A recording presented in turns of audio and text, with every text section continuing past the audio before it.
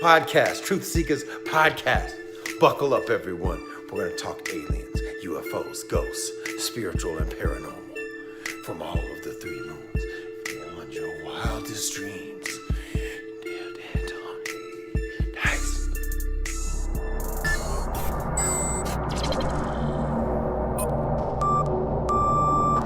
TruthSeekah and or its affiliates are not responsible for any strange phenomena that may occur during or after listening to this podcast, which may include the following: heightened senses of awareness, psychic abilities, UFO sightings, alien contact, time loss, out-of-body experiences, ringing in the ears, ESP, lucid dreaming, increased synchronicities, astral projection, telepathy, stronger intuition, levitation, miraculous healings, and or remote viewing.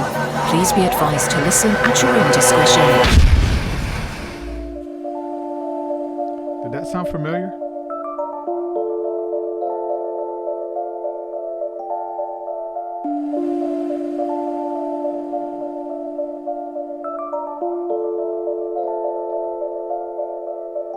Won't you come and take me away? I just wanna be with you. Won't you come and take me away? To a place to walk on troubled seas, faith to stand when I don't believe. I just wanna be with you. Won't you come and take me away? I just wanna be with you. Won't you come? You are now locked into the TruthSeekah podcast. Gargoyles, psychics, everything's ungodly. Dark's at it. Streaming live at TruthSeekah.com. She's not a Christian. Give it up, y'all. Your portal to the paranormal, esoteric, and all things spiritual. She's tampering in dark's at it stuff. And now, your host, TruthSeekah. What it do, ladies and gentlemen? I'm your host, TruthSeekah. This is the TruthSeekah podcast, man. Excited, delighted to be with you guys again for another episode, man. We cover all things spiritual, man. We get into, the paranormal things that go bumping in the night. So today's guest is going to be right up our alley, man. So shout out to everyone who is tuned in with us, listening on YouTube, Facebook, Periscope, Twitch, no matter where you're listening. Shout out to you guys. You're awesome. If you're listening on the podcasting apps as well after the fact, we want to say happy Halloween, man. So it's going to be good. So we're going to get dark. We're going to talk horrorcore, horror movies, horror music, all that good stuff. So make sure you guys stay tuned in. I want to say a huge thank you to everybody who is supporting my work via Patreon. This is a listener-supported, listener-funded show. Doesn't exist without your help. Thank you from the bottom of my heart to everyone who's been supporting since day one. So I want to give a shout out to some of the latest patrons within the last week or so. Shout out to Sick Mike. Thank you for coming on. Donald Guffey, Seth McClumovich, and Dusty Carpenter. Thank you guys for partnering with me, believing in the work. If you want to support, head on over to patreon.com/TruthSeekah. There you get access to my entire discography of work, which is over 200 plus songs. You get access to our Thursday night School of the Mystics, a bunch of really cool stuff, discounts, behind the scenes stuff, all that, extra interviews. Patreon.com/TruthSeekah. Check it out. Also, too, for those of you who have not had a chance to check it out, my book just turned 1 year old this month. Spirit Realm, Angels, Demons, Spirits, and the Sovereignty of God. Forward by Jordan Maxwell. If you haven't had a chance to check this out, make sure you get yourself a copy. You can go to TruthSeekah.com, get you one, or if you like low one on funds or whatever, you ain't got much money these days, everything going on, job situation, the way your bank account's set up, all that cool stuff or whatever. Just go to the description here and you can get you a copy for free. Audiobook, that is. I did the audio version, and there's like 4.5 hours of me reading that book to you. You asked for it, I brought it to the table, and you can get it for free, and I still get a kickback. Check it out. All right, without further ado, we're going to go ahead and jump into today's discussion. Been hitting this brother up for a while, asking him, almost begging him for an interview. We're hitting them up maybe 3 years or so, something like that. Hey, dude, let's do a talk. Let's do a podcast. Let's do some features, man. Let's do something to, hip hop needs you, brother. Come back, man. And so Here he is, man. xSHY361, brother. Welcome to the podcast, bro. How are you? Finally, man. Finally. Wow. Did Good, it. man. Good. We spoken Yeah, into existence, we bro. did it. And kind of last minute too. We kind of just, all right, this date, let's do it. Fuck it. That's how you do it. Mm-hmm. That's how you make it happen. Man, Yes, sir. you know, a lot's happened for you. Coming back to hip hop, to the doing music and putting out some stuff. Kind of, I feel like you've just been kind of like testing the waters a little bit, putting out some material that you've been sitting on, just some stuff from like 10 years ago that you said goodbye to the genre and started focusing on other things, and you're making a comeback, dude. You did your first concert in 10 years and put out an album of some stuff you were sitting on and moving forward, bro. Welcome back, man. Yeah, it feels good, but I'm still feeling it from that show, man. That show, I'm exhausted from that show, but it felt good to be back, man. It was cool. Talk a little bit about it, man. First show back, 10 years. You know, people have been begging you to come back. Nobody knew if you were coming, and put out some music and some unreleased music anyway, and then did this concert. How was it, like getting back on stage? And It was good, man. It actually feels like I'm starting all over again. Wow. But it was good to do the show. It was kind of tough the week before the show. A lot of issues with the venue and stuff, trying to decide. It was kind of like last minute too, as well. But yeah, and then plus with COVID and stuff, but the crowd was still good. It wasn't big, but it wasn't small. You know, it was actually perfect. Like the people that were there, a lot of them traveled like 6 hours, 2 hours, 1 hour just to come over there. A lot of hardcores were there. It was good. I actually started getting my cardio up, man, about 3 months when the show was announced. So I hit that jump rope and just started getting my cardio up and everything. I lost like 30 pounds and everything before that show. I was letting myself go pretty bad, man. man, we're talking about, doing the shows and get back into it. What about breath control? Because you're like a really fast rapper, and I'm okay fast, nothing like you. I get winded easily. There's stuff that I can do in the studio that I can't do live. I just can't do it. I need a hype man or whatever. What about you for like the breath control and stuff? Are there words that you skip? Is there an art to it? I don't know. I think it's just getting in that zone, just go, man. And plus, like when I do it, like I move a lot. Like when I did a show, so like I'm moving a lot, and then I'm still spitting out a lot pretty fast, trying to catch my breath while I'm moving. It's tough, man. I don't know if there's any secrets or not. I don't know. I just do it. Just go and do it. I don't have no hype, man. But that's probably why too I have the back. Like a lot of people nowadays too, they don't like having the back tracks and stuff. Yeah. And I think that's cool too. You know, sure. Respect if you don't have bad tracks, but at the same time, you're not putting in that work on stage. I don't have a hype, man. And then I'm also, my music has different octaves, different things, going on. So, and sometimes the people that they'll talk down on people. Oh, you have backtracks when you do a live, blah, blah, blah. I see people talking crap, but at the same time, I'm thinking like, well, you don't, but you sound like shit. So, can I cuss on your thing or no? Yeah, you're good. You're good. Oh, okay. I don't know. I didn't know it's pretty spiritual and stuff like that. Yeah, we're spiritual. We talk about it all, but man.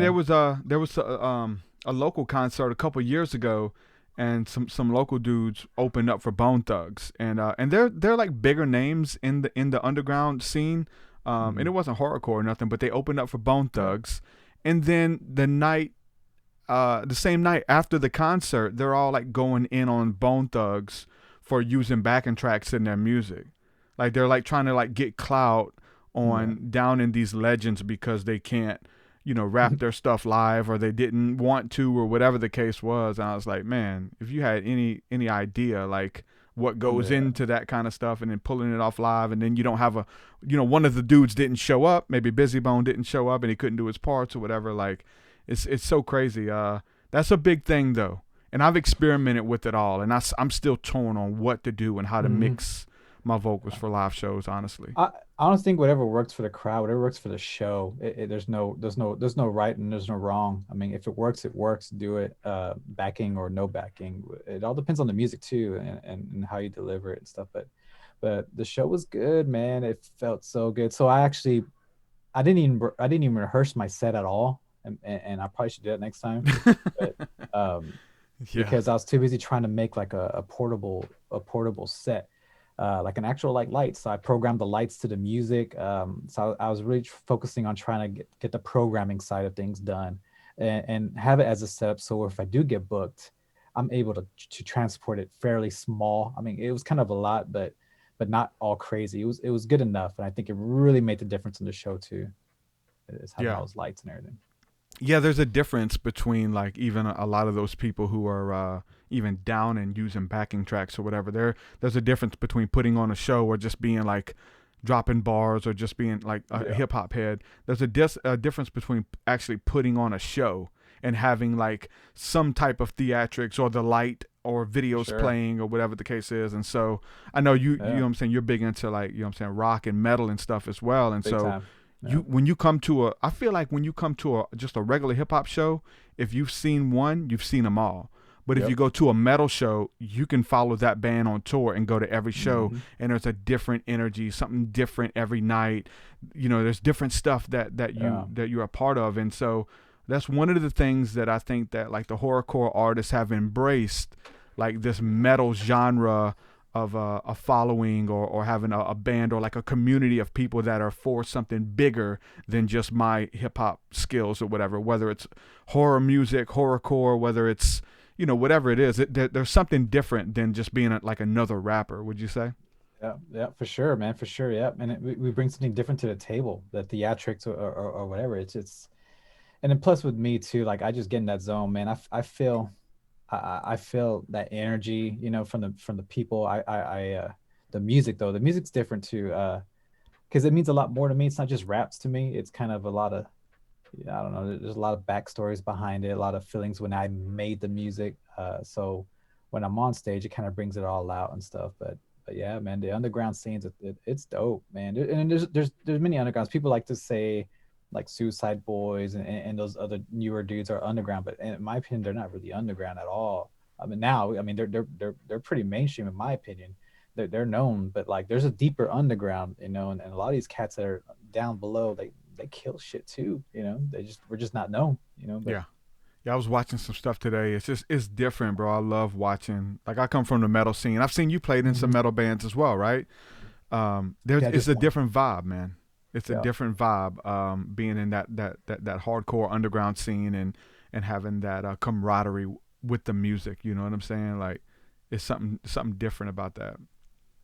Yes, sir. Yep. And joining the metal band too, I learned a lot too, man. And they're actually playing a show on Halloween this Saturday, like a reunion show. But I'm not going to be able to do it. But it'll be cool, man. But yeah, joined the band. We were like one of the first bands. One of the first. I mean, it was right time to have 8-string guitars, and we were like one of the few that started having 8-string guitars. Now it's like a lot of bands have 8-string guitars now. Yeah, gent music. Yeah, pretty genty. But we weren't really genty, you know. We just, man, like they're so talented, man. The whole band. So it was. I love gent though, man. It's got us like hip hop vibes in it, right? Hell it's like on a hip hop beat. Those breakdowns. And those patterns, you know, they're tricky. You know, they think like, oh, they're just hitting one note, but yeah, they're not just hitting. They're hitting a note to a syncopated pattern. That's not your typical type of beat. You know, it's on beat, but it's different. You're going ups on the downs and downs on the ups, and then I don't know, all crazy shit. Yeah, it's good stuff, man. So I want to play just a little bit of your music, man. Just some of my favorite verses, some of my favorite tracks, just to give people who aren't familiar with your music, familiar with your art, just a little bit of your flavor. So I'm gonna play just real quick. The only time I listen to my music is only when I do shows. So I might walk away. I'm just kidding. I won't walk away. You might not remember this one. This is one of my favorite ones. Just a little bit of it.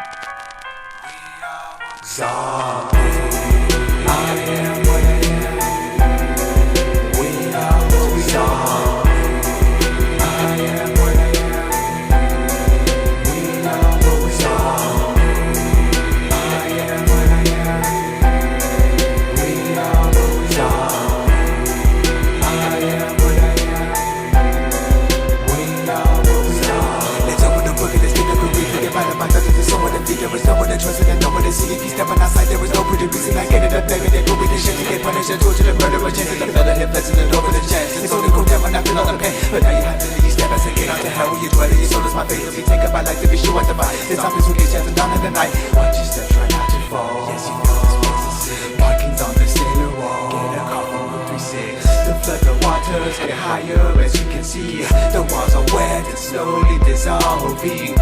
One of my favorites, man. Good stuff. Yeah, that's one of my favorite. That's one of my all-time favorite zombie movies, The Beyond.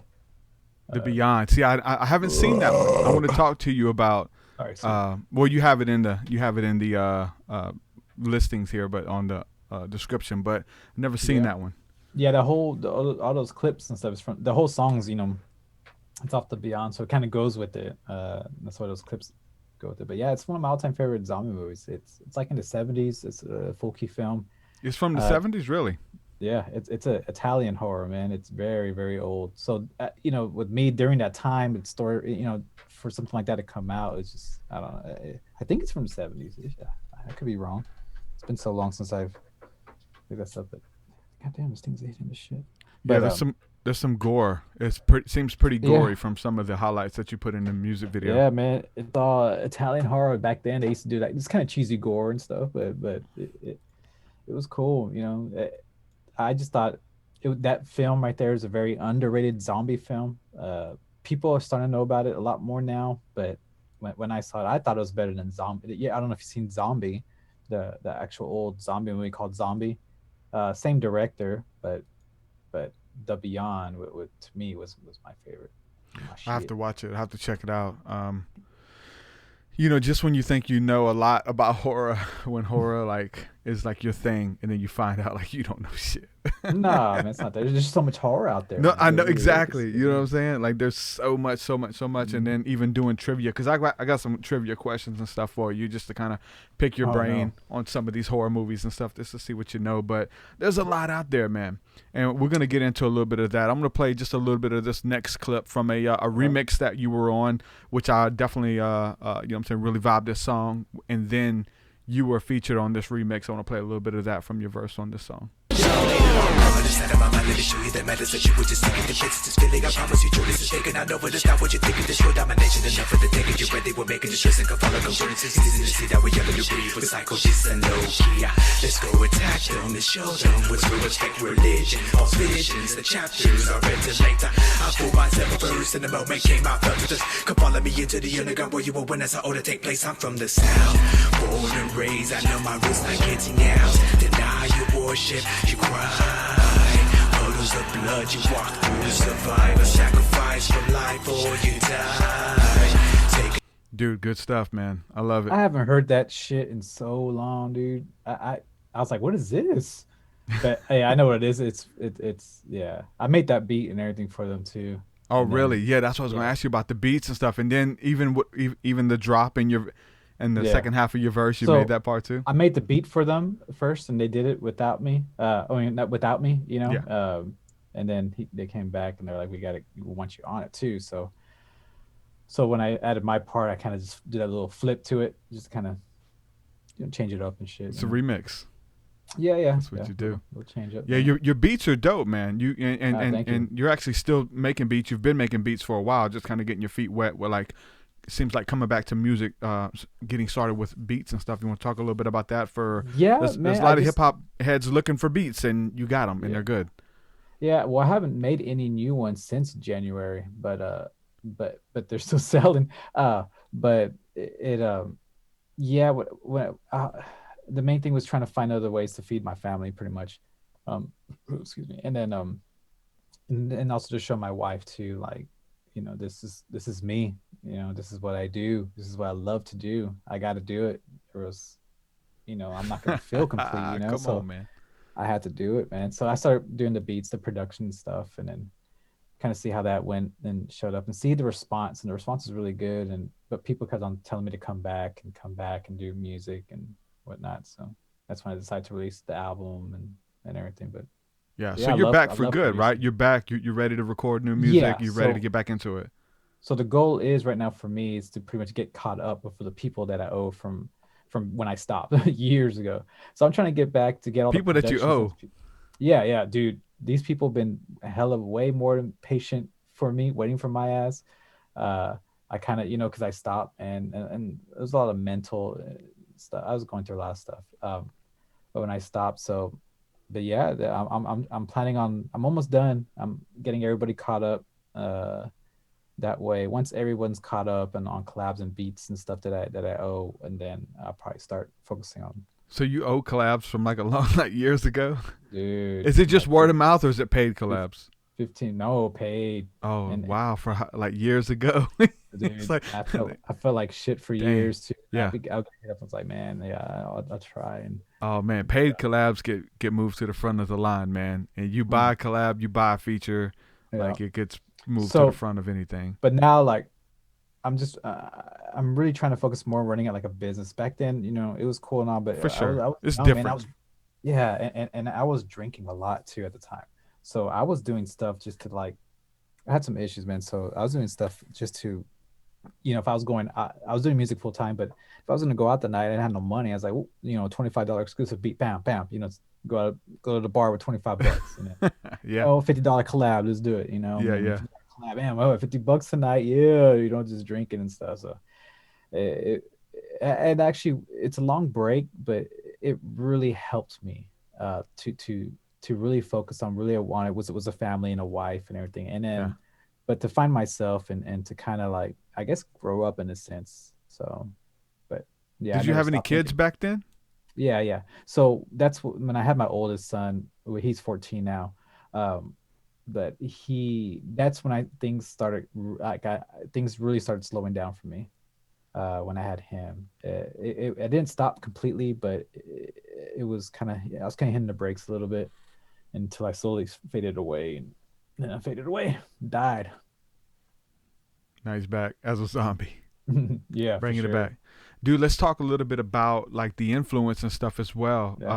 Like what are like, I know like people can hear different things in your music, but what are your musical influences? And I know you can probably give a list of 100 artists that inspired you, but what are the ones you hear that you hear in your music? Like even like hip hop, metal, all of it, country. Like what do you hear coming out of that stuff? Yeah, man. So as far as rap goes, like Memphis underground music, and that's pretty much. And I kind of want people to know that, like when they hear my music, like I want people to know, like, oh, this dude has some Memphis in it. And I've always wanted that. I've always paid homage to the Memphis underground scene, and not like, man, I'm not trying to take digs, but not like Suicide Boys and stuff, where they pretty much grabbed whatever they had in Memphis and they just took it and tried to claim it as their own. Yeah.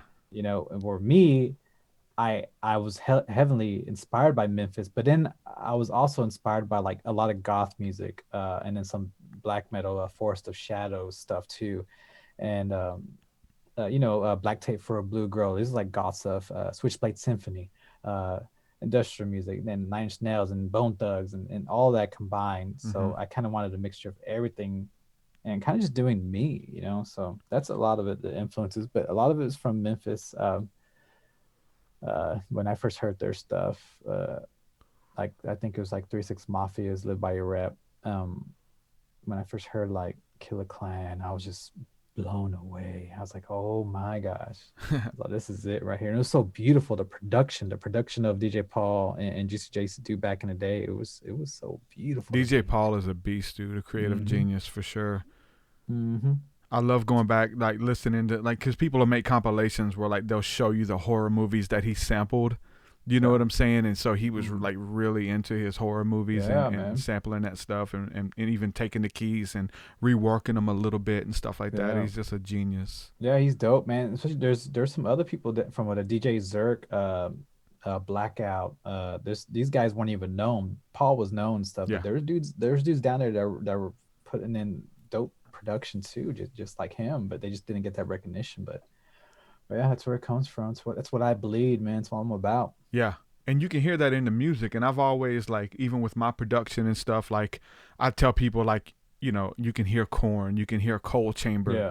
in my vocals, like whispers and panning whisper ad libs instead of screaming or yelling crunk ad libs. Like you hear just a soft whisper echo and just these little things that I felt like I picked up from like the metal scene as well. So you said you were really big into like the Gothic and Nine Inch Nails. Even with that last track that we played, you hear like the haunting vocals is what I used to call them, where it's just like this echo and this really soft, you're rapping and then you start singing really soft. Like there's an art to like keeping people's attention and switching it up, bringing something different to the table too, right? Yeah, the thing too is what like what rappers do, I guess, and especially in the Wicked Underground, like a lot of them rap just to rap, you know, they'll rap words, and you don't have this issue.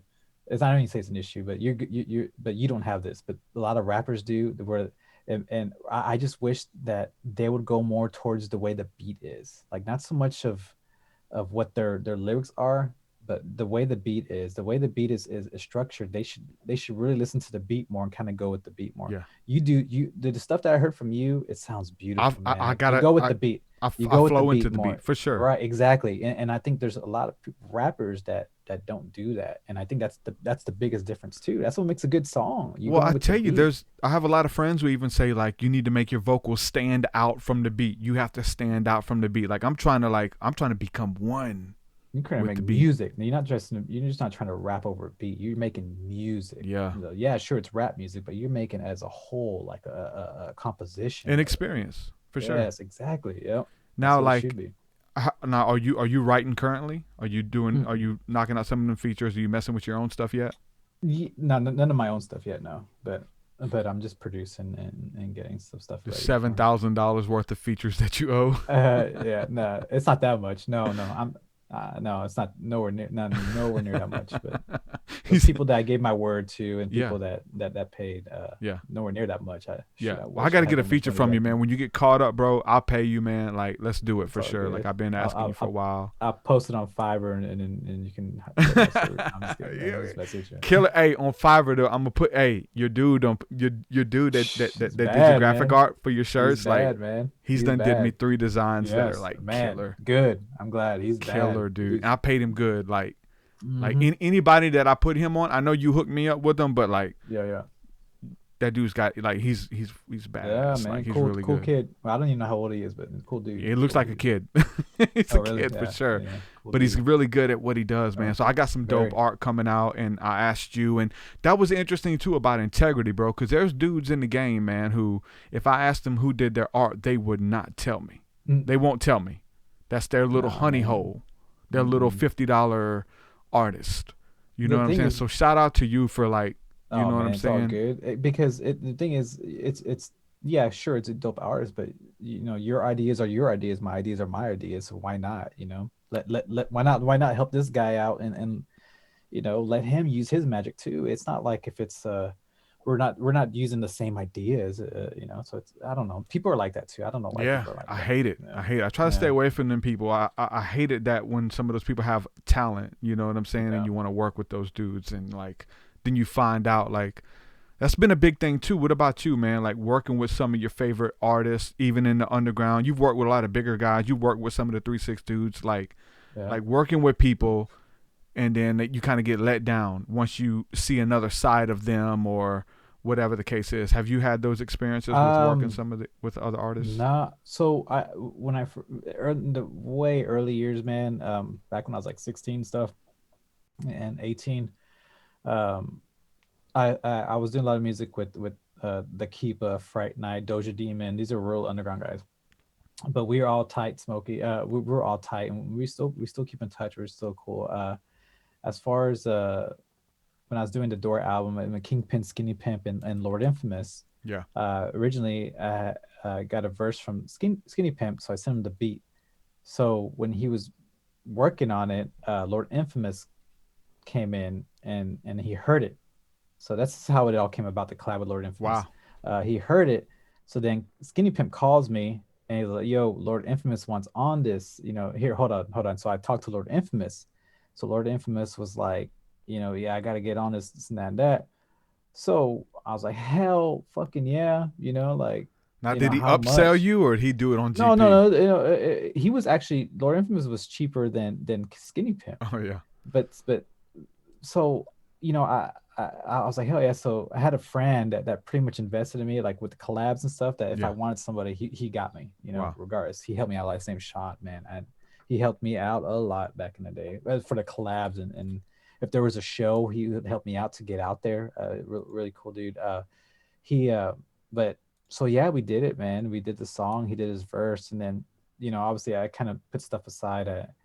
I didn't release the album, the songs, and then like months and months after, then I heard the same verse he did for me. I heard his verse on someone else's song, so I was like, Yeah. oh man, Yeah, so yeah. that made me not even want to release my shit, you know. So Yeah.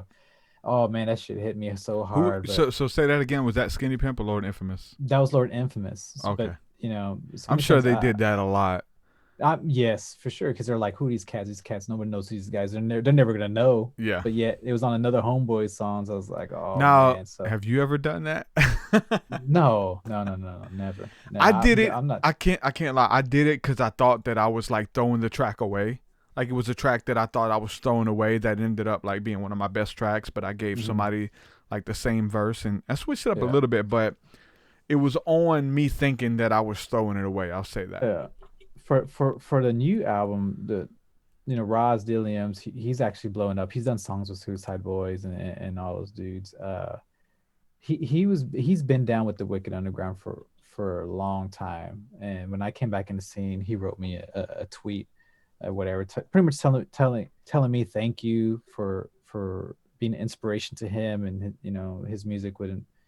I forgot as far as exact words, but something just give him a lot of love, a lot of props. So and when I told him I wanted him on a song for the Door album that I just released, he was ready. He was like, yeah, I'm honored. Let's do it. But he's a bigger name now. And then I got Twisted Insane, who's a big name too. Yeah. And but his was all business, man. Like he sent me his verse the next day, and then I hit him up, telling him like, hey man, like this is sick. You know, maybe if I do a video, something like that, you know, would you be down for a video? And then it was just silence. And then I hit him up again, like, hey man, you had the lyrics for this. I want to release the lyric book. Silence. And then yeah, I never heard from that dude again. So yeah, there's some people like that for sure. Like it was all business. So I got dudes like I trade out, like they're like hey Truth, like we did a feature on my album. Like, hey, can I feature on my album? I was like, yeah, give me an interview for exchange for it. Do an interview with me. You know what I'm saying? And they're like, all right, I got you. And that was like 1.5 years, 2 years ago. Like, hey man, where you at, dude? You know, I came through. Where you at? So broken promises, man. Let's see, dude. xSHY361. Why the name change? So during my absence, when I was gone, a DJ from London pretty much took the name Shy One. So blew up with it, marketed it, branded it everywhere. So it's a female like garage DJ. And I'm guessing she has a pretty good following, but yeah, I mean, like I said before too, like she really should have done her research, and I'm pretty sure she did. I don't know, because now like when you type in Shy One, like even before then, like my pictures they pop up during her shit, you know, my albums pop up with her shit. But that's the main reason why I changed the name. It's fucking confusing as shit too. It's like xSHY361x, but I did that too just so that way I can kind of keep it low key, you know. And I know it's not good for success, but at the same time, I'm always about that underground, man. I don't care who knows me or who doesn't. I'm just chilling, you know. That's the beauty of the underground, you know. Yeah, it's it can be hard branding, man. I teach people branding and stuff, and like first thing you do is go to GoDaddy and see if that .com's available. If that .com is available, you're in luck usually. Yeah, we're trying to pick a name and pick a brand, but that's like the hardest thing, dude. Everything else falls into place. It seems like after you get that name. And you tell me what this is from. You got an ear for this stuff. What's this from? I don't know, man.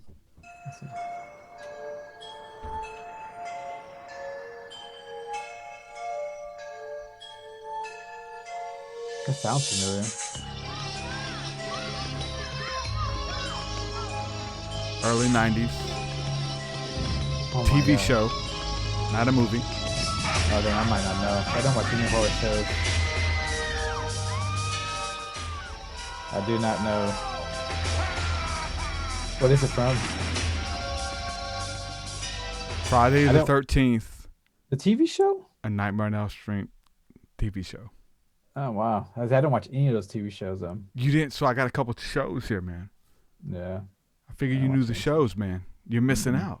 Many movies, man. That's all about Movies. VHS. Yeah. I got one. Let's shit. that was kind of hard. I don't know if I could have guessed that. Maybe when I heard Freddie laugh in the background, I could have guessed it. But what about this one? Come on, I know you got this one. Oh my gosh. It's funny. Dude, I haven't heard that shit. Are You Afraid of the Dark? Or Yep, you got it. Yeah. Are You Afraid of the Dark? That's it. So I saw that one. You know. Heck yeah. For sure. I didn't really watch much shows. Now this is from the 80s. How old are you? 37. Oh hell, you got this.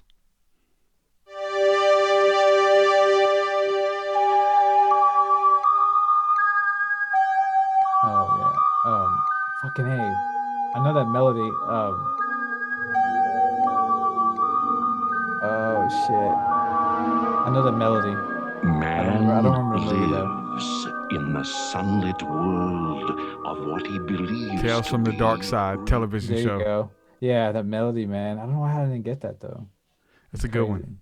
I Yeah, got it the. is. I think Oh, I yeah. even sent A you little like creature, when too. my wife bought me the box set of the DVDs a couple years ago. I was like, look what I got, dude. Yeah, so growing up too, like in VHS is like we used to rent movies. My mom actually got me. She's real Christian too, but my mom, Me too. she used to make me rent me like Monkey Shines, Troll, The Gate when I was little. I used to love the hell out of those movies. Let me see if you can see my shirt. Oh yeah, man. So The Gate was actually like the movie that made me like jump like when it's time to go to bed, when I turn off the light. The Gate was the movie that made me Dive on jump the from like bed. 6 feet. Like I had to like run and jump 6 feet onto the bed because I was always afraid like those hands were gonna come and just grab me and grab my ankle. What's the scariest scene in that movie? That's my favorite horror movie. And That one for me when I was little. so that the one, dude coming out from under the bed with the bed, like the hands. the arms, and then the eye, and I don't know why the eye and the hand. Yeah. I don't know why that freaked me out too. But no, that one was like this is one of my all-time favorites. Even like Troy, as cheesy as it is, that one kind of creeped me out too when I was Hey, little. listen, I'm gonna tell you this story, bro. I gotta tell you. Yeah, go for it. I remember like back in the 80s, little kid, I had a TV in my bedroom. And I remember it was the black and white. You got to like, kind of like get the frequency right to get the picture in. And I turned it on and there's an image on the TV and I'm trying to like bring it into focus. And I brought it into focus and it was Troll. And I was literally like 4 years old. And it scared the hell out of me. Yeah. Those little trolls, dude, in Troll 1. Troll 2 is a comedy. Yeah. But Troll 1, dude, as a little kid, that was a scary movie, man. He had that little ball and he had the little ring. You used to stick them and shit. And I remember Ghoulies. Ghoulies. Man, Warlock, I think, growing up, which I don't remember much. I kind of want to watch some of the old ones to kind of Dolly Dearest. But yeah. What about Tales from the Crypt? I know was you ever I watch watched of that? I watched some of them. I just don't really remember much of them. But do you remember Morty? watching some of The them. episode with Morty? I let my daughter watch it when she was little. Scared the hell out of her. So No. Morty was an episode with Bobcat Goldthwait. Do you remember this? No. So, man, hey, everybody listening, if you're a horror fan, horror buff, and you have not seen this Morty? episode, go watch it. Let your kids watch it too. But I'll check it Bobcat Goldthwait was a ventriloquist.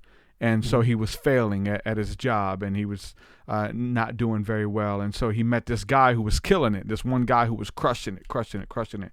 So he asked him his secret, like, what is the secret behind your act? Why are you so good?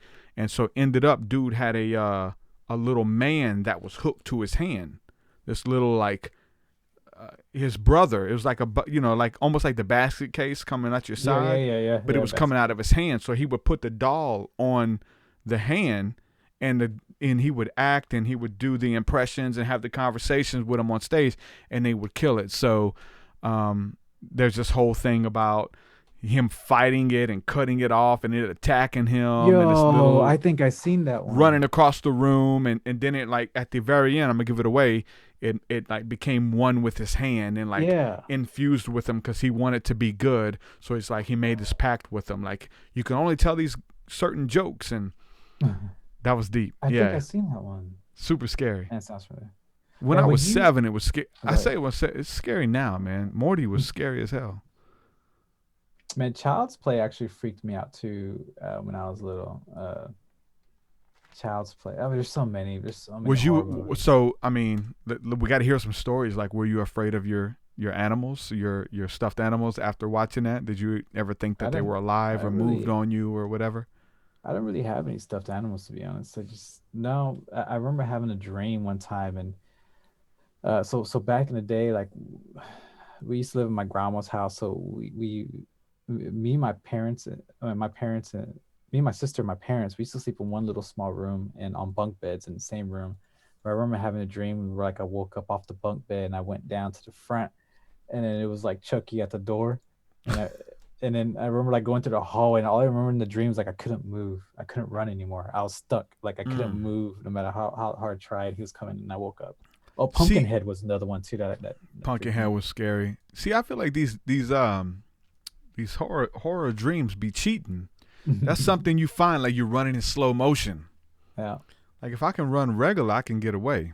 Yeah. But when I run, I'm in slow motion with Chucky right behind me. That's not fair. Yeah. And there's dreams like when I wake up, I'm like, oh shit, it was a dream. Like, and I try to go back to sleep right back so I can go back into it. And I'm like way off. I'm like eating some type of food I don't eat or some shit. Real nice. I learned how to lucid dream, bro, from watching horror movies. Like, really? As far like when I was little, like I would have these dreams where like Jason and Freddy were chasing me or whatever. A lot of gremlins, a lot of critters. Those were gremlins and critters were the scariest. Critters, man. Tremors too. Tremors even freaked me out too. I used to walk around thinking there was a tremor on the ground. But yeah, critters, man. I love critters too. And man, hell yeah. I would have these dreams where Jason was chasing me, and I didn't. Like if he caught me, he's finna torture me. He's finna tie me up, show me his face. Stick pins in me, whatever he got to do, like cut my head off. He's going to torture me. So the goal was to like, I eventually learned that if I die in my dream, I get to wake up.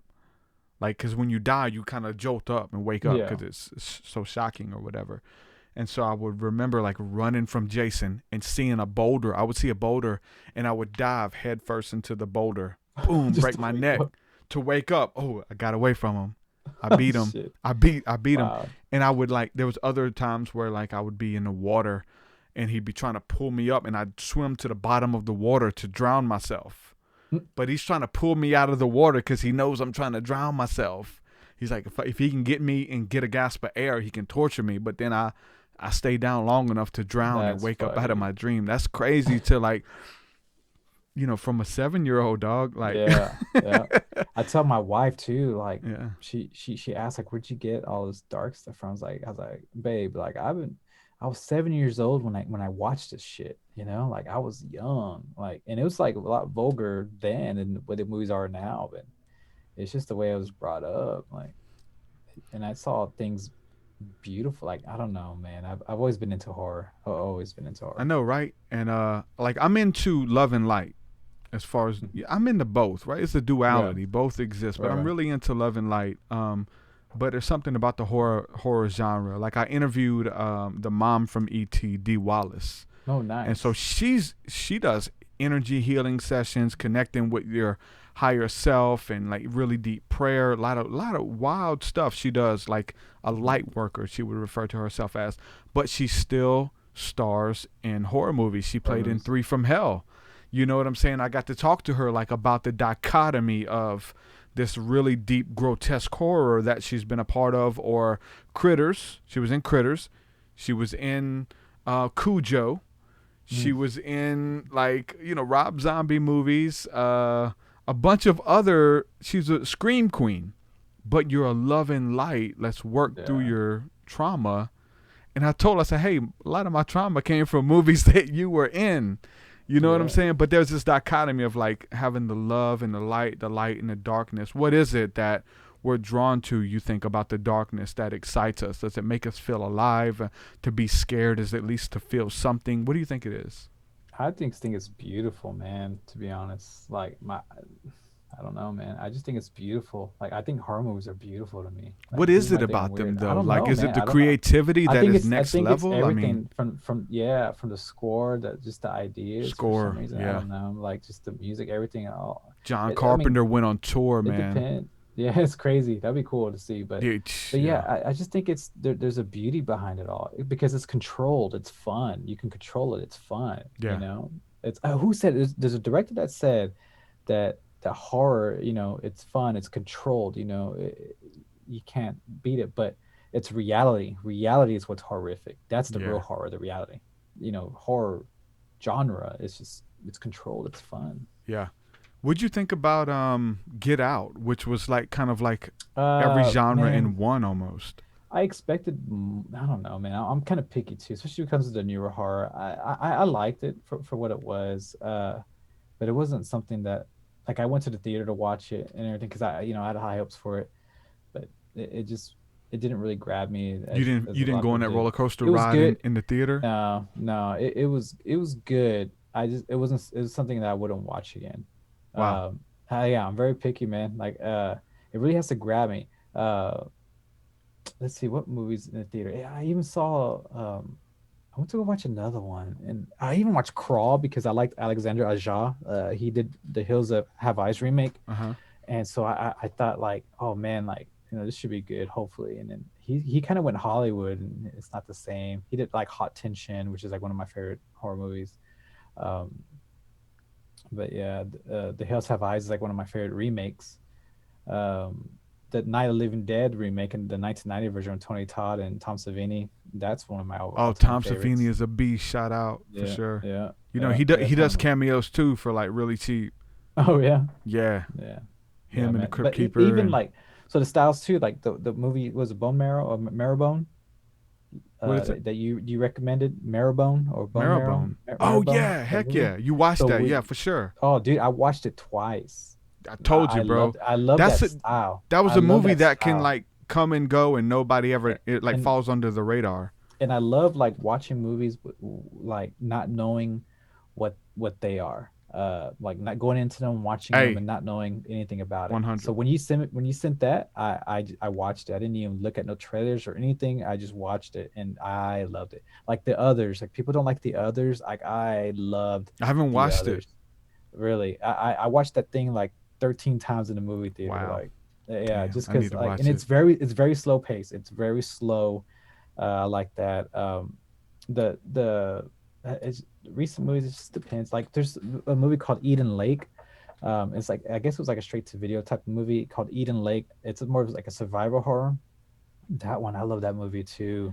There was Of a course, recent one that just came out. It was kind of like surviving the game. Do you remember that movie? With I think it was with Ice-T. with Ice-T, Ice-T. yeah. And so it was Uh-huh. like almost like a remake, but it was not just one black guy. It was a whole bunch of people, and they hunted all of these people. It recently came out. We watched it. I think I don't know if we watched it on Netflix or whatever, but it was gory. And and like it was one of those things where like they introduced the character to you that you thought was the main role, and then two minutes into it they're dead. Or you following the camera follows this person, you get into their backstory, their dialogue, and then they're dead. It's like, oh wow. I thought we were gonna I thought the rest of these antagonists were gonna die first, but the main character died, and so it introduced. It was really good. I gotta find the name of it though, man. I can't remember the name of it. When But it comes to like American horror too, like I'm pretty picky about. I mean, it takes a lot. Like I don't know if you're a Rob Zombie fan or yeah, not. yeah. Okay, I'm not. So Oh shit. because I was just really disappointed in his. I like The Devil's Rejects. I All of enjoyed them? it. I would say I am too. I enjoyed it. I enjoyed The Devil's Rejects, but I guess the thing that did it for me was with him was because of the House of Thousand Corpse. The way at the time where it was so hyped. It was so hyped that you know the thing that they were saying that no studios will pick up on it because it was so gory. It's so I'm during that time, like I was watching like the Guinea Pig series. I was watching like August Underground, Mortem, those films, and those films are brutal. So I'm over here thinking like, oh, it's Rob Zombie. It's his first fucking horror film. They can't even get someone to distribute it because it's so brutal, So I'm getting hyped about it, And then when it releases, I'm like, this is like some fucking like petty ass fucking Texas Chainsaw Massacre bullshit. Like, what the fuck is this? Like, it just really like. He just like wanted to showcase his wife. It did not tickle my pickle at all. Let's put it that way. So yeah, I think I watched all of his films, and I mean, I'm with you. Like, I mean, I love Rob Zombie and his love for horror and all that kind of stuff, but none of them were like, none of them were. And the same thing with like Eli Roth, like you're influenced by Folky, you're influenced by Argento and stuff. But yet the stuff you put out, it's like, like come on, man. Like Hostel was okay, but I just have a real difficult time, dude, with American horror. Like I'm so into like Asian, like foreign films. But like you never seen any of the August Underground? I don't think so. Oh my gosh. August Underground. I'm gonna write that down. If August Underground, Mortem, like these things are they're probably hard to find. I don't know. I don't know. If it's like you think like you've seen gore and like some really like disturbing shit. I'm not into the gore. Okay, you might not want to watch it, dude. This is more like the way they're set up. I get it comes with the territory, but there's 3 films, but people actually believe like it's pretty much like in a regular camcorder, and it's pretty much like it's like it's this fucked up like couple in France, and they go and they legit like murder people, but like the shit looks like it's legit. Like everything looks legit. Like what about the recent series that came out? What was it, VHS or whatever? There were some interesting scenes in some of that. No, but this is like looks legit. Like really, you watch it and you're thinking like this is a real dead body. Wow. Like, yes, dude. And this is old. It's old. And so I'm watching that stuff and in the Guinea Pig series and stuff, and that's when House 1000 Corpse came out and stuff. And I was just kind of bummed out about it. And then Texas Chainsaw Massacre, I love Texas Chainsaw Massacre. Yeah, I was gonna ask you. I mean, you're wearing the shirt, man. Yeah. And part 2 was fun. Part 3 was and then Dog Will Hunt. I just figured out where that sample came from Primus. Dog Will Hunt. And then there's the next generation. Like, but then that was just weird. But part 1, dude, part 1 was like legit though. Let's give us credit. Yeah. And then the remake was actually not that bad. I thought it was a decent remake. Wasn't there a couple, or there was like one? Yeah, there's a few of them, but like I didn't even watch them. Yeah, I didn't watch the ones after that. I didn't even bother with those. But the Dawn of the Dead remake, that one was decent. I have a hard time with zombies that run. I'm with you. So I'm with you. So in 28 days later, I remember watching that before it even was released. It didn't have a US release date or anything. But I remember watching it and I loved 28 Days Later. Yeah. So then all of a sudden it got distribution in the US, and I remember they advertise it as the scariest movie since The Exorcist, and they're like the world's scariest zombie movie. And I'm like, first off, like that's not a fucking zombie movie. 28 Days is I'm sorry, man, I'm cussing a lot. It's like a radioactive movie or something. Yeah, they're infected. They're infected with rage. It wasn't even radioactive. Yeah. They're infected with rage. Like they like Trump supporters. They had these monkeys watching like just like horror stuff, like riots, death, murders and stuff, and the blood they just got infected with rage. Like that's what they knew, and that blood that was in them, it just turned into like a disease, and that's how that when that blood got around and it just spread like crazy. But people were just with rage. So nobody in that movie came back from the dead, if you notice it. None of them are zombies. They got infected. There's no dead walking. That was a dope movie, man. What about part 2? Yeah. I haven't watched it, and people always say that watching that. No. But people say it's good. I don't think so. Really? Oh, okay. I've watched the opening. It doesn't scene. Compare. I mean, it was okay, but I mean, it doesn't compare. That's the thing too. Yeah, it's the only reason why I haven't watched it, because it's not the same cast, and it wasn't even, what's his name from Transforming that directed. Damn it, I forgot his name, but it was a totally different person. So I didn't even bother. There's some movies I don't even bother with. Going back to remakes, man. What about Pet Sematary? I didn't like it. No, you didn't like fuck it. no. Pet Sematary is one of my all-time favorites. So I know, right? The part one was super scary, You dude. see, the first one, I think that's probably one of the scariest movies I've ever seen. Zelda, man.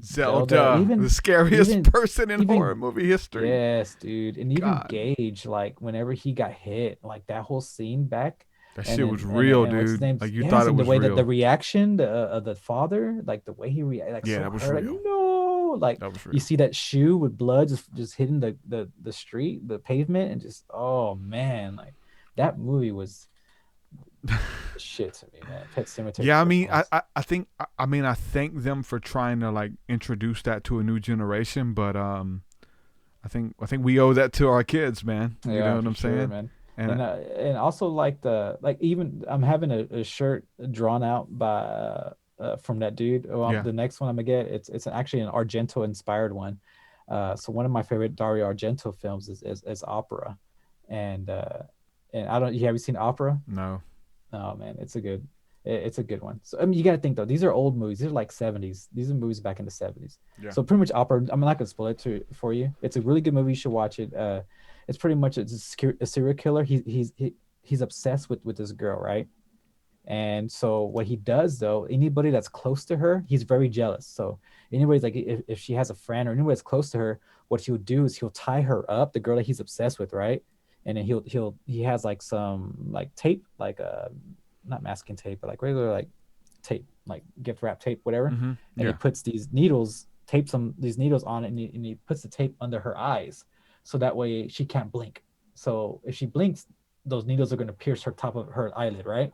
So he ties her up and puts those needles under her eyes, and then he makes her pretty much watch him kill whoever comes back in, like her friend or boyfriend or whoever that's affiliated with her. He'll murder them in front of her and makes her watch and watch him. And then he'll like let her go, and the next day he'll fucking do it again, and it's fucking dope. Like just the idea of it, you know. So, I wrote it down. Opera. I wrote it down. I'm gonna check out some of these films for sure. But if you haven't seen Hot Tension or High Tension, that's a good one too. That's from the American release name of it is High Tension. That's a real good one. Like I said, I'm not into gore. I'm into, honestly, what I'm into is Faded Away, and I'm sure you're into it as well. But rubber little puppets, like having the rubber, to have the Chucky doll run around down the hallway, to have the critters. Practical effects, have critters come out from under the bed, CGI is taking over and have not done a good job. It's that's why I didn't even bother with the Child's Play. I got Chucky right here. I know you've got, and hey, kudos to your horror collection. I mean, you've got a lot. You've got a lot of stuff, dude. So that's why I had this in the back. I had to put it all away because the homeschool stuff. I had to box everything up so that way the kids have the room stuff. Dude, I love horror. Hot Tension is definitely one. You ever seen I Saw the Devil? It's an Asian film. No. So write that down, man. I Saw the Devil. It's a revenge film. It's not so much horror. I mean, it's just so good, man. It's just so good. There's so many movies that I like, but I'm not really much into American horror. I like foreign horror. Damn, this is the wrong interview. Now you good, man? I mean, I've seen American horror. I know, and you can appreciate it. Yeah, you can appreciate it for what it is. Absolutely, yeah.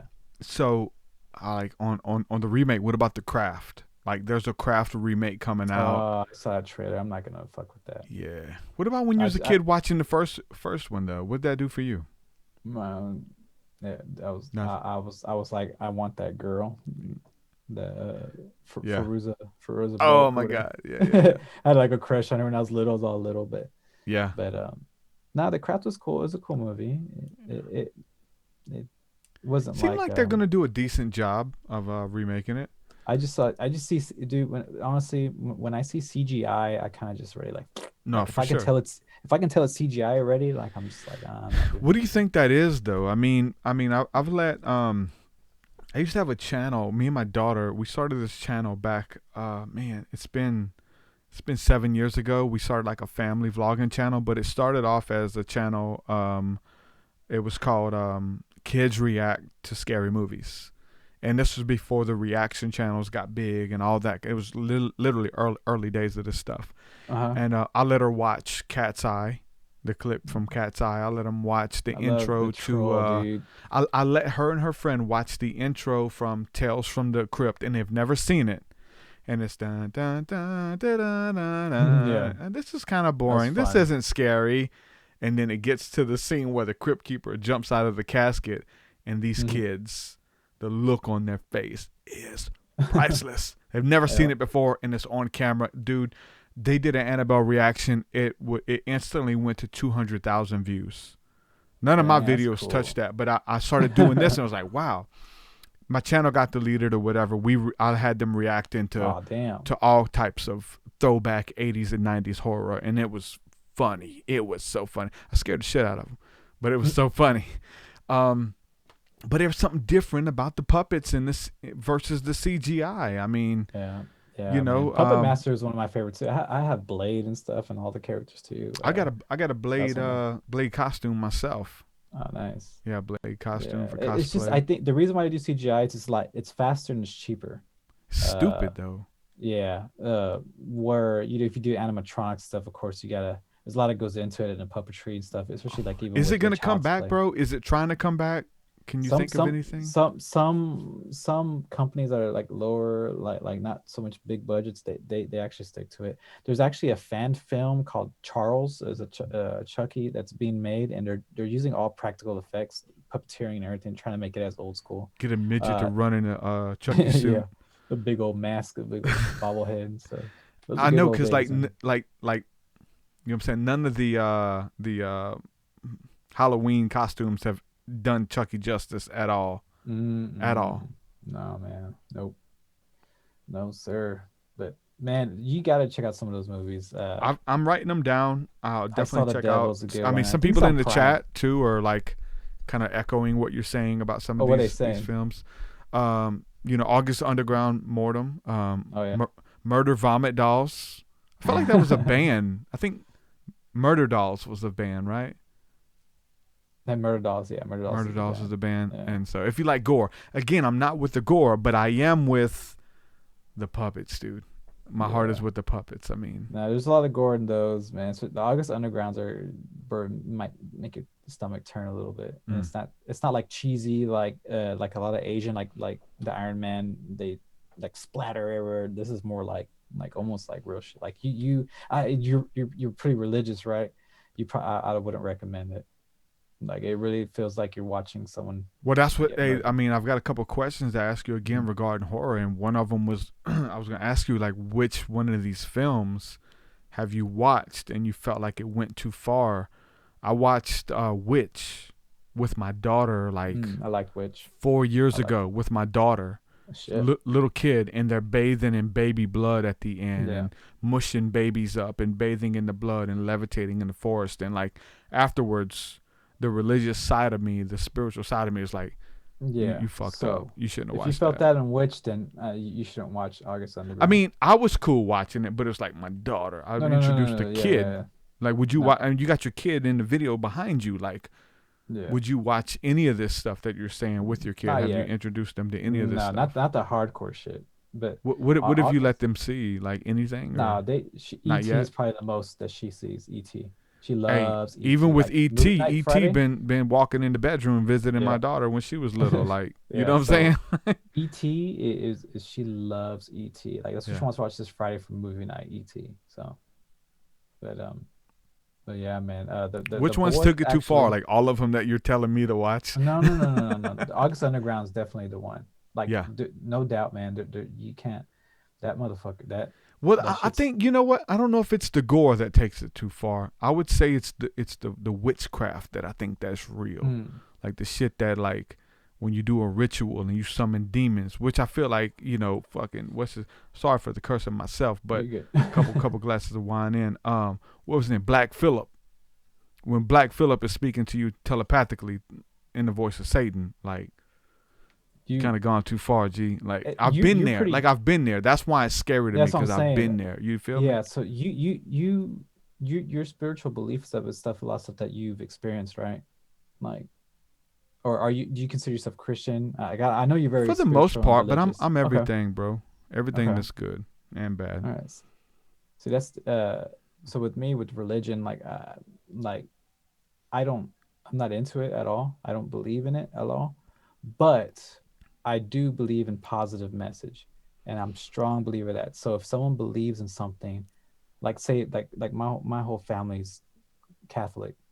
I'm baptized Catholic and stuff. You know, I get chills and freaked out in Catholic places, like chills, like weird. Dark Um, chills or like good no, just chills? chills, like no, like dark, like this is like a cult, like this is not Yeah. right, like Yeah, yeah, yeah. this is not right, like at all right. It feels Where do you like get good chills though? Like in the whole. so I'm optimistic about everything, but I'm very into a positive message. So I would never ever like talk down on someone's religion. I would never ever talk down on someone's beliefs.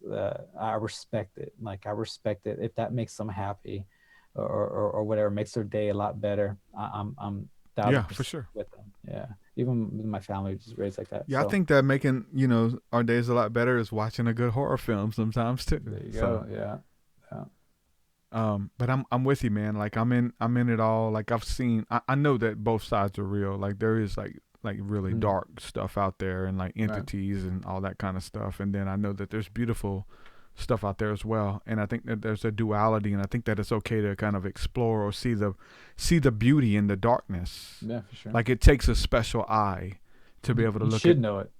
into the darkness and see that there's some beauty in it, whether it's the creativity, whether it's the hero story that one person made it through to the end and lived to tell their story. Hell, that's my story. You know what I'm saying? But I think the horror genre, man, is very near and dear to my heart. Yeah. In all of this stuff, it is a dichotomy. At least it seems like anyway. There's a lot of people who Yeah. would tune into a lot of my stuff that I bring to the table, and like this show might not be their cup of tea. But then again, Right. there's other people who are like, listen, that's a part of me, and I know it. Like I love horror, I love critters, I love all of these. Critters, I love yeah. to feel alive. Like those Yeah. movies, like that fear makes you feel alive, man. Yeah. Makes you feel Did like you're you a human. do you like survival horror movies or no? Somewhat. I mean, So somewhat. Eden Lake is a good survival horror. Have you seen The Descent? Did you like The Descent? I don't even think I've watched that one. The Eden Lake and then The Descent are good. You know what's an American movie that I'm surprised that I enjoyed. Like I went into it not knowing what to expect. As Above, So Below. Have you seen that one? That was decent. Yeah, for sure. For So sure. it was Worth surprising to watching. me. Yeah, definitely worth watching. Like, but I was just surprised. Like, oh, this is pretty cool. Yeah. I Yeah, just with I the didn't. occult stuff mixed in it and some like Illuminati type stuff. You know what I'm saying? You're Yeah, like, I just didn't know what to, I love, dude. I love going into movies blind. I love going into movies not knowing what to well, expect. that's what you were saying about the I told you about that one show and you didn't watch anything on it. Like if we're watching TV or at the movies or something, and they're showing a show that from the first 10 seconds like it caught me and I want to watch it, I'll close my eyes. I won't listen to anything because I don't want you to, because trailers now will give you the entire movie. Yeah, for Like sure. Yeah, all the funny parts in the Kevin Hart movie, they're in the yeah, trailer. yeah. You know. What made me learn that, or like when Men in Black, the first one came out, that's when it really like when that came out and I saw the movie, I was like, oh, fuck, I could have just. It was all in the trailer. Like, why did Seen I even watch everything this in the movie? trailer. Like, it was all there, everything there. So now I see a trailer once, and that's it. If it's something that I like, that I think I'm gonna like, and then I won't watch it again. Like, I I do won't. it. Yeah, I do it too. And my daughter's like, I want to see what it's about. I'm like, I'm not watching it. I'm not Yeah, watching any love more it. of the trailer because I want to see it. I Yeah, don't want you to give anything away. It's the element of surprise. yeah, yeah. The Conjuring films, they're pretty decent. I like the Conjuring films. Yeah, they Uh, were okay. Yeah. they're decent. They're as far as American, but I have a Jump hard scares. I time. tell you what I did like. Recently, new stuff. Insidious. I started with Insidious 4. Okay, Took my daughter to the movie and seen that, and just seen like the there's a part four. reality. Yeah, 4. I Oh, started with fuck, 4, damn. and then went back to 1 and kind of watched them through. But like, I think I like the stuff that I feel like is real, man. You know what I'm saying? I don't Yeah, know if like being into mysticism or the occult or whatever like have made me know that certain things are real with ghosts and conjuring or psychics and stuff like that like are real, yeah, and those are really based around psychic abilities and communicating with the other side. So Yeah, there was like a certain place in my heart that kind of touched me when I watched that stuff. Yeah, Insidious, man. I was enjoying that movie when I first saw it, and then whenever Darth Maul came out, I stopped. I was For done. sure. Like I was done. I Yeah, was for sure. done. Darth Maul Like is when that like, dude "Remember came out Star behind Wars?" him, and you could see his contacts, like a slacked ass fucking makeup job. I'm picky like that, man. When I saw that, I was Hey, kind of hey, like, on everything, I started with part 4. Start yeah. with part 4. Skeleton Key. Didn't know any of the backstory. Didn't know the characters. Started there, and then it made me appreciate leading back up to part 4. For There's sure. one Mexican one on Netflix called Veronica, I think it's called. That one. I heard a lot kinda about enjoyed that. that one. I heard a lot enjoyed that about one. it. Yep. Yeah, I enjoyed that one. It's slow paced too, but it's good. You mentioned Chucky a while ago, right? Yes, sir. Chucky, I got It's a my couple dude. questions for you on Chucky. They're pretty generic. You should know them. A couple questions for you. What was Chucky's chant? What was the chant that Chucky I don't know the word for word. chanted? I don't know. Give me the power. Some shit. I don't know. Hey, close enough. Up they do a Dembala. Dembella or some shit. Yeah. What was Chucky's real name? Charles Lee Ray. Got it. What was Chucky's favorite game to play with his victims? Oh, what the fuck? To try to put himself in his body. He had a name for it. Hide the soul. Hide the soul. Good stuff. Good stuff. Is Yeah. it? Yep. Yeah. Hide the soul. Let's play Hide the Soul. Hide the soul. For sure. Scariest movie scene, bro. Scariest movie scene. The one that shook you even as a child. Scariest one that just comes to memory. Man, I don't know.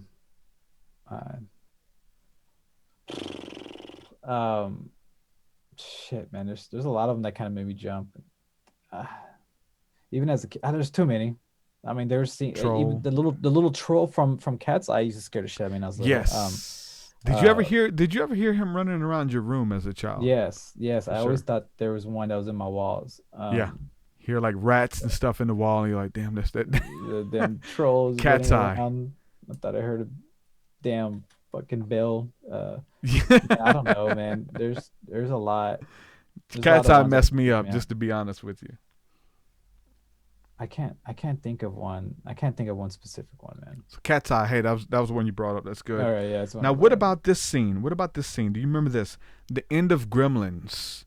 Okay. I think it was Gremlins 1. I remember laying on the couch watching it, and it was a Christmas scene, and it said, now that you're laying in bed and you're tucked in and all of this stuff, and make sure that before you go to bed, make sure you check your cabinets. Make sure you check your closets.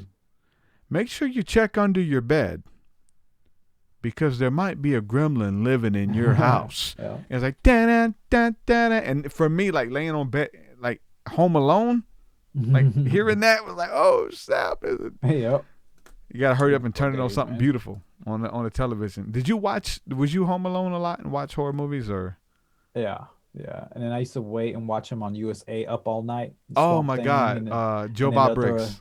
And then they'll throw in like a little horror movie after Swamp Thing and stuff. You stay up late watching the movie. So I mean, if you watched that, do you remember watching? There was a couple from that was with the monster truck one with the trucks that were alive or whatever. Maximum Override. Maximum Overdrive. Yeah. Overdrive. Yeah. That was crazy. Now, what about this one? Here's one that I know I got the name wrong, but there was a creature from one of these episodes on USA Up All Night. They called him the Imp, but I believe it was from like Teenage Babysitter something Massacre.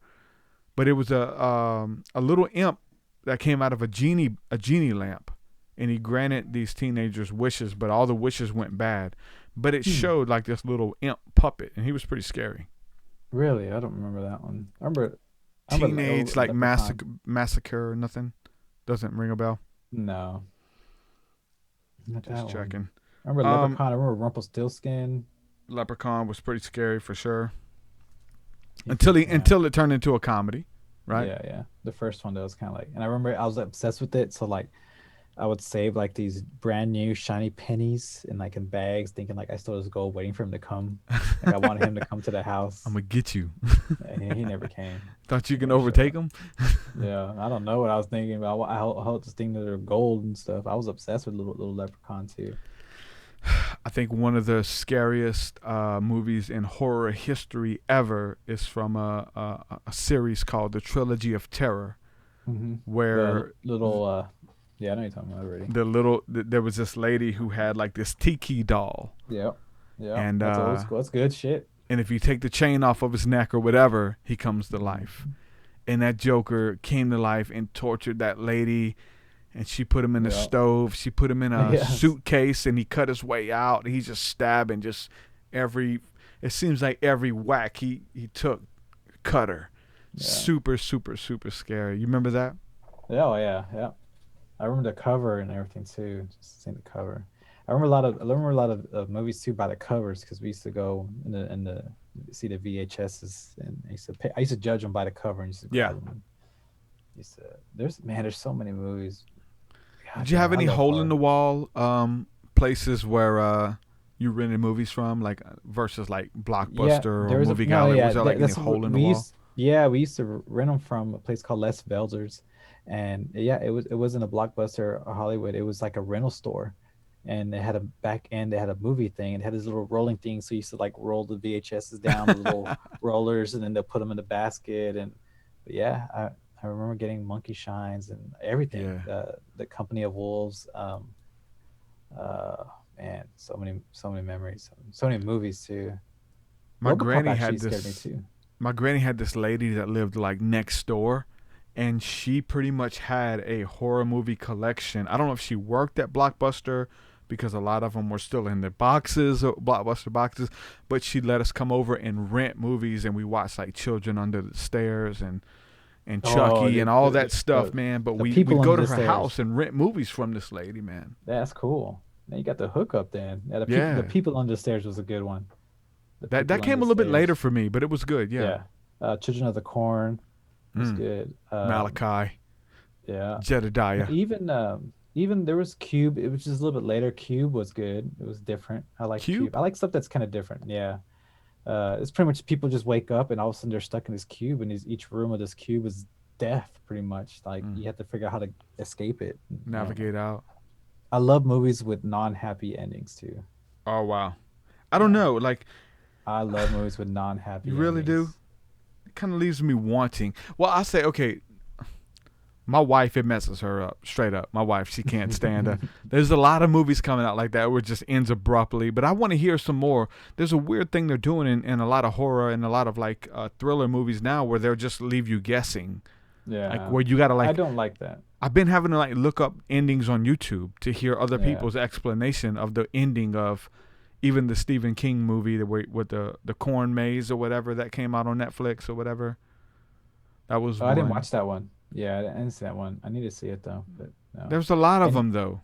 Yeah. I don't like that too much too, but I like it when it's not a happy ending, when you know like it's right then there, right in your face, like, oh, it's over. And then that's it. It's not like a cliffhanger. It's just like Get Out. And I feel like Get Out was like, when you watch watch it the second time, it's a different movie, you know? Yeah. I did something that I probably wouldn't watch again. Yeah. But I kind of had a feeling, man. It's one of those things, like even like some movies, like I read it like real quick, like, oh man, I already know. Like I already know. Like did you watch Hansel and Gretel, or Gretel and Hansel? I feel like I did. Yeah. So it's a new one. So me and my wife went to the theater to go watch it, because I was all about it. I was like, I love the cinematography. The cinematography of it looks amazing. Like, let's go watch it.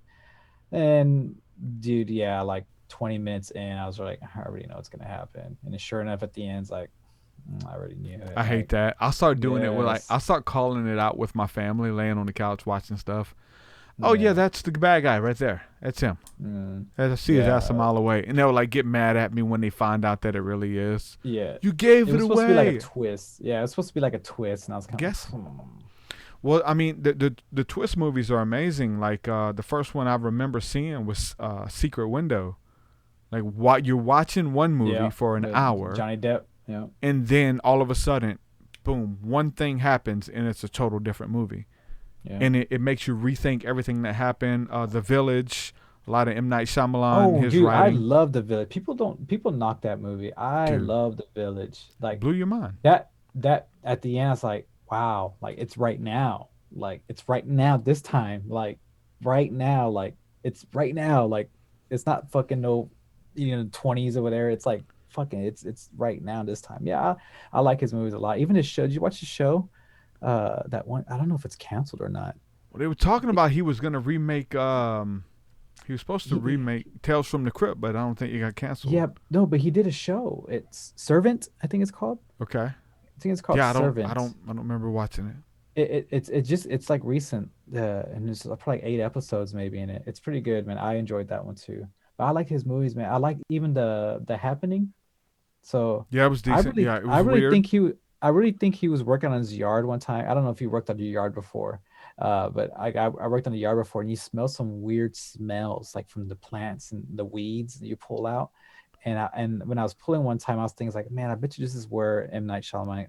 I think this is where he probably got that idea of like, the wind being some Hey, type of you talking about working shit. in? I worked in graveyards, like cleaning up and Uh-huh. being by myself in the middle of a graveyard, and the wind's blowing and the leaves are blowing. I'm like, Oh, this is a shit. damn horror movie. Barbara's finna come up. Like, you know what I'm saying? Like, you're in a perfect place. I can write the perfect horror, like, scenario. You know what I'm saying? In this Yeah. situation, for sure. That's crazy, man. That's a trippy ass job right there. Yeah, I worked for the city and we just cleaned up, but some days I had to clean up the cemetery and Oh shit. be by yourself working in there and end up backing over a grave and knocking a Damn. tombstone over and be like, damn, I gotta fix it. It's just so much fun getting scared though. Still is. Like, I remember like trying to scare my wife when we were dating, and I would hide in a corner for not hours, but 15 minutes. I would hide in a spot. She's in the bathroom or in the bedroom doing something. I'm like, I gotta stay here for 15 minutes because when she comes out, I'm gonna hit her with a and like I'm gonna scare the piss out of her. And I would do that for like, I would articulate it. I do it for to my daughter too, man.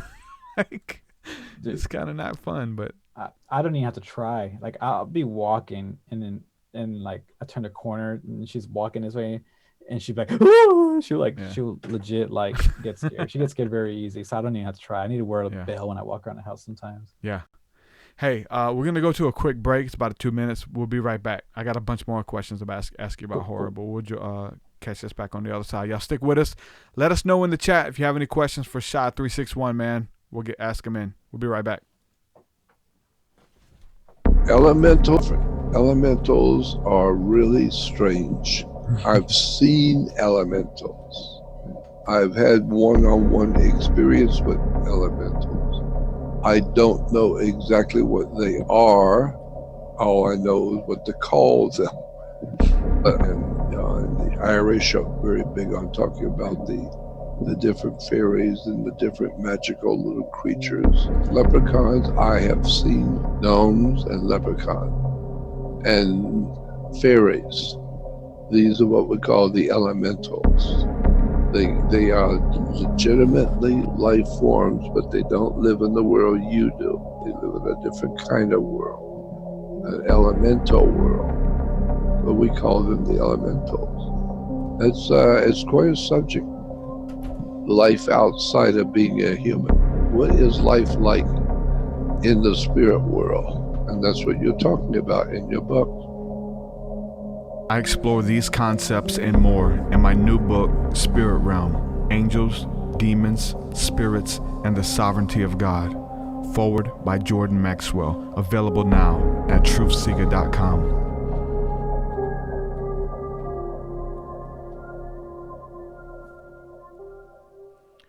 All right, we're back with xSHY361, bro. A couple more questions for you, man. We're a genre. I think you've already given me a couple examples, right? Yeah, I gave you those are the ones that I let you know. Like the others too. It's a different style, but I think it's kind of overlooked. Eden Lake is a great survival horror film, very underrated. Not many people know about. Also saw it. I was like, I loved it. I love movies like that. Even if it's a slow pace. And it had a twist too, right? Yeah. I was kind of like, oh, okay, cool. Like I wasn't really even thinking about it, like I was gonna. And then it hit me. It hit me, man. Like I was like, oh my god. Like it was like a few twists at the end, and it was kind of just like, man, like it actually brought tears, you know, like, oh, so yeah, that movie's, I love that one. Shit, I don't know, man. There's a lot of. Or George Romero, Hmm. one or the other. I'll probably, if I had to pick one, George Romero, man. Yeah, I think so too. Or what's it? Tales from the Dark Side? No. Creature. Yeah. What was it? Creep Show together. Yeah, they did Creep Show. Did they do Dark Side too?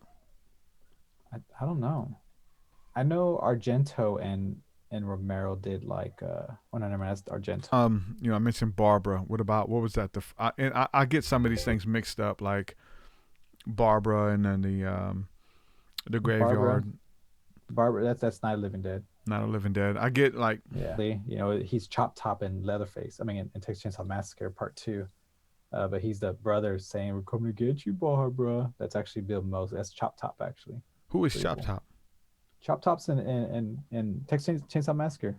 The little plate on his head and stuff. And okay, so he's the one that says dog will hunt. Yeah. Yes. Yeah. So. Okay, see, I didn't even know. That's crazy because it definitely doesn't look like it. He looks so crazy in that. We watched it recently. Actually, we had the really hurricane come up, and I watched it. We was over at my wife's aunt's house, and like they gave me the remote. And nice. like, hey, whatever you want to watch, and I put it on, and her aunt was just like freaked out. She's like, "Don't you ever put it on nothing like that again at my aunt's house." I put it on Texas Massacre too. Yeah. Hell yeah, screw it. I can't wait till the kids watch. Like I took my oldest to go watch Scary Stories because growing up. Oh, that was good. That was good. So kind of fun, you know, and that's the way that it pretty was. And he thought the book it. was fun. Well, in a sense, but it wasn't. I mean, it scared me as a kid. Yeah. But you know, when you read them, if you read the book when you're older, it's not really. It's kind of like fun, like the stories. But you know, you see those pictures and you're reading it, you're like, oh man, they're eating a toe. You know, just different things. But it was very teenage, and he enjoyed it. So I enjoyed it too. I'm a big fan of Scary Stories. Yeah. Stephen Gammell's artwork and stuff. My wife still slaps me every time we're riding down the street, and every time I see a hearse, I have to. Don't you ever laugh when a hearse comes by, for you may be the next to die. She's like, why would you say that? I was like, it's in the movie. It's in the book, man. It's true. We talked about the remakes. We talked about what scares you the most. Let's talk about your haunted house that you did last year. Yeah, I mean, I was doing it this year too. It's just I kind of put everything on hold. I was going all out this year. We were building stuff, and I was actually gonna do walls. Last time I did like tarp, but I was gonna build walls, do like legit like quality professional like haunted house in my garage. But when COVID hit, and I just figured like I'm gonna do all this work, and some people are probably gonna be out, so I'd rather just wait and make sure I have everything done for next year, and then just do it next year. Go all out, but yeah, man, I love it. I've always wanted to do it. I've always wanted to make my garage. If I bought my own house, like I always want to use my garage as a haunted house for Halloween, and have my own house now. Bucket list. Yep. Yeah, we did a haunted hayride the last 2 years. We're not doing it this year because of COVID and restrictions and stuff. But yeah, definitely when you got to my station, it was the scariest station. I got up all in. Nice. I got in your stuff for sure.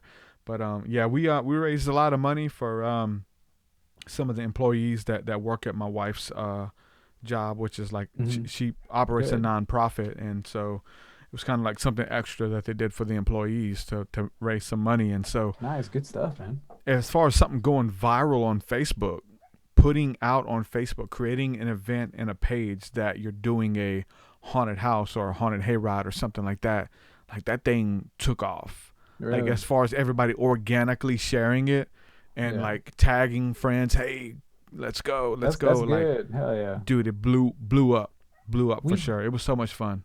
We didn't, and for that reason too, like my wife didn't really want crazy people to know, where we live. Yeah. So we kind of I just put a sign at the end of the street and just kind of just kept it low key. And dude, I don't know, you can tell by now too. I like to kind of keep things low key, but we kept it low key, and a lot of people still showed up too. But kind of word of mouth, pretty much. If you know, you know, and yeah, go if you know. Yeah, something about it. I mean, you know what I'm saying, Halloween's a special time, even, you know, for a lot of people, but for you as well. Like, I've seen like a lot of past years, you and your wife going to costume parties and stuff like that, and you won one a couple years ago. You've always went above and beyond. It probably should have won them all, but you guys eventually won one, a couple's Halloween party, right? Yeah. Just the Penny, like out of all things, Pennywise won, but yeah, man, I got her into like dressing up, and I always enjoyed it. It's fun. I think I enjoy it more people not knowing who I am, because I am a very shy person. So if I wasn't, like, if you can tell it was me, like I wouldn't do things that I would do. But since I'm in a mask and stuff, I do. I can feel free. For sure. Loose.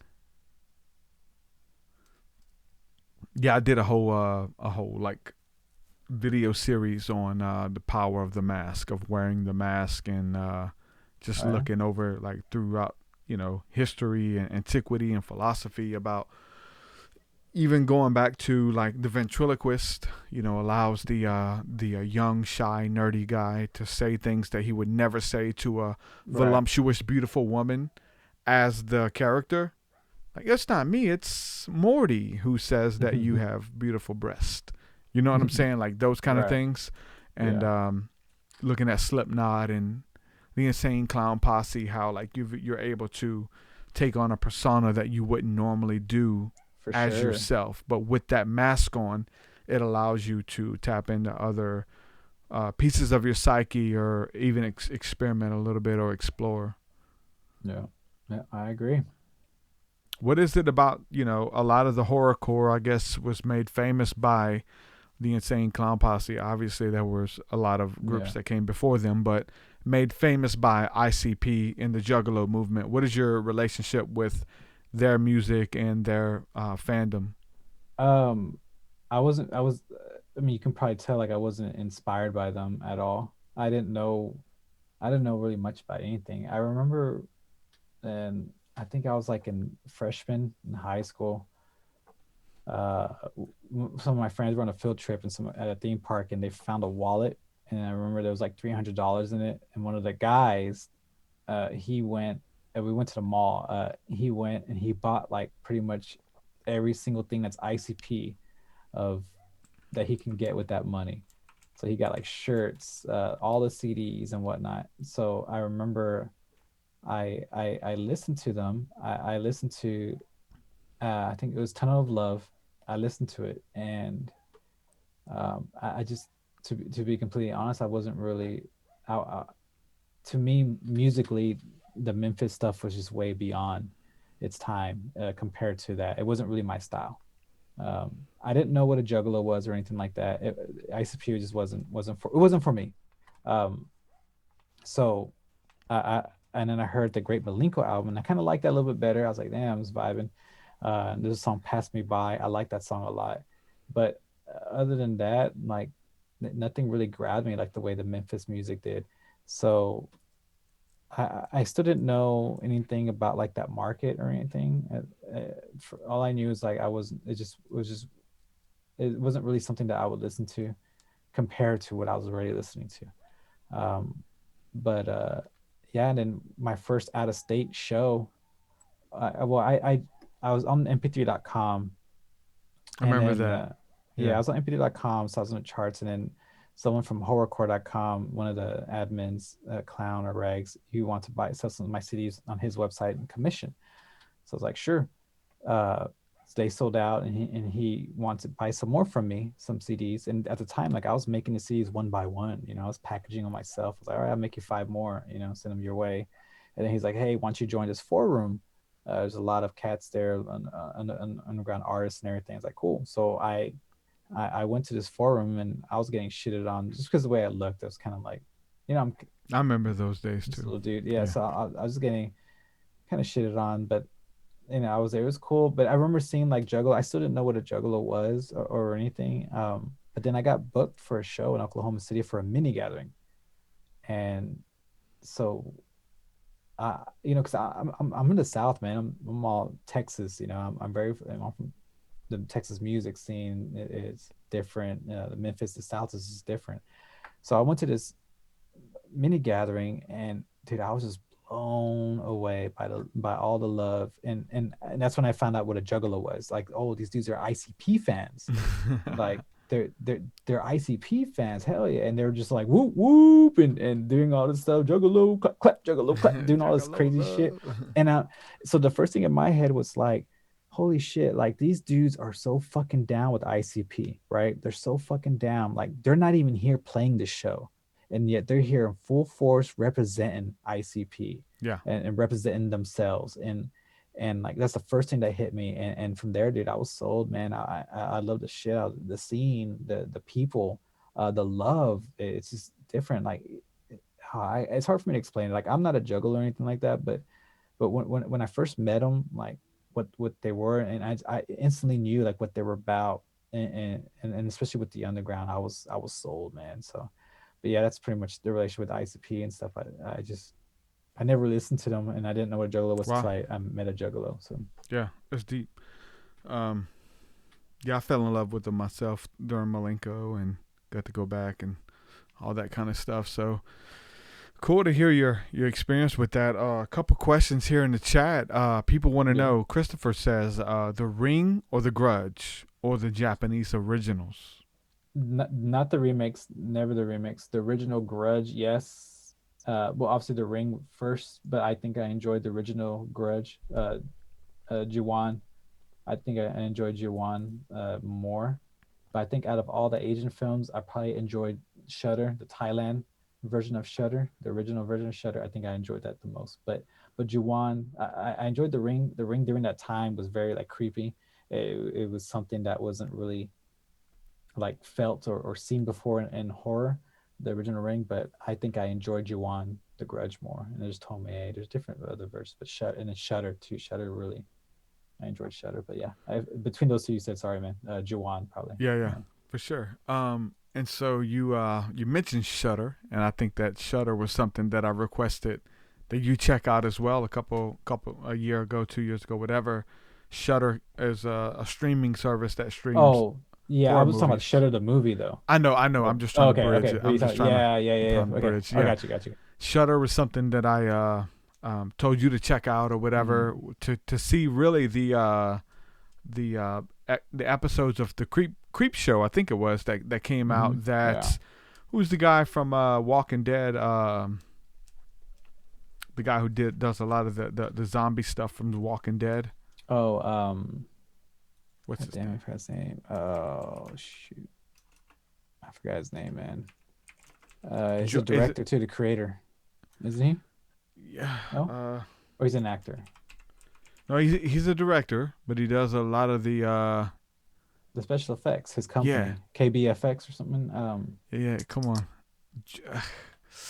Nicotero? Greg Nicotero. Greg Nicotero. I was like, come on, Truth. We got to get this. But so he was over the remake of the Creep Show, which was Romero and Stephen King's project. And so he brought it back out, and it was released on Shudder, which is a streaming app, which I think is worth watching at least that series on. Did you ever check that out? I didn't. No. You did? I watched, I forgot which ones I watched. I watched some other movies. I watched Hunt. I watched a few other ones, but no, I think I watched an episode of Creep Show. I think I watched the first one, but I didn't get to it. I wasn't really, I don't know. Even though it's cheap and stuff, I just didn't. It's worth it. Yeah, I think they try to bring back a little bit of the CGI. I mean, I think that's what Greg Nicotero brought to The Walking Dead. Like, these zombies that progressed over the 10-year period that they were around. That some CGI beautiful CGI, not CGI, but some beautiful puppets and things. Yeah, practical effects is where it's at. I'm all about practical effects, man. Hell yeah. What about the Munchies? Munchies, dude. The Munchies. Wow, yeah. Did they scare you? Did they make you laugh? No, make me laugh. Munchies. My Pet Monster actually kind of. What was his name? Arnold. I think so. Wow, dude, that's crazy. Even Mac and Me. I used to watch Mac and Me. Mac and Me scared me. Yeah. I didn't watch it. He was too scary. I seen him going down the hill in the basket or wheelchair or something. Yeah. Mac and Me. Wow. Mac and Me scared me. What about the Munchies. gnome? You remember the gnome? Yeah, I didn't watch that one, but I remember seeing the cover of it. The gnome. Yeah, that was And there's even ones with those little dinosaurs. Oh shit!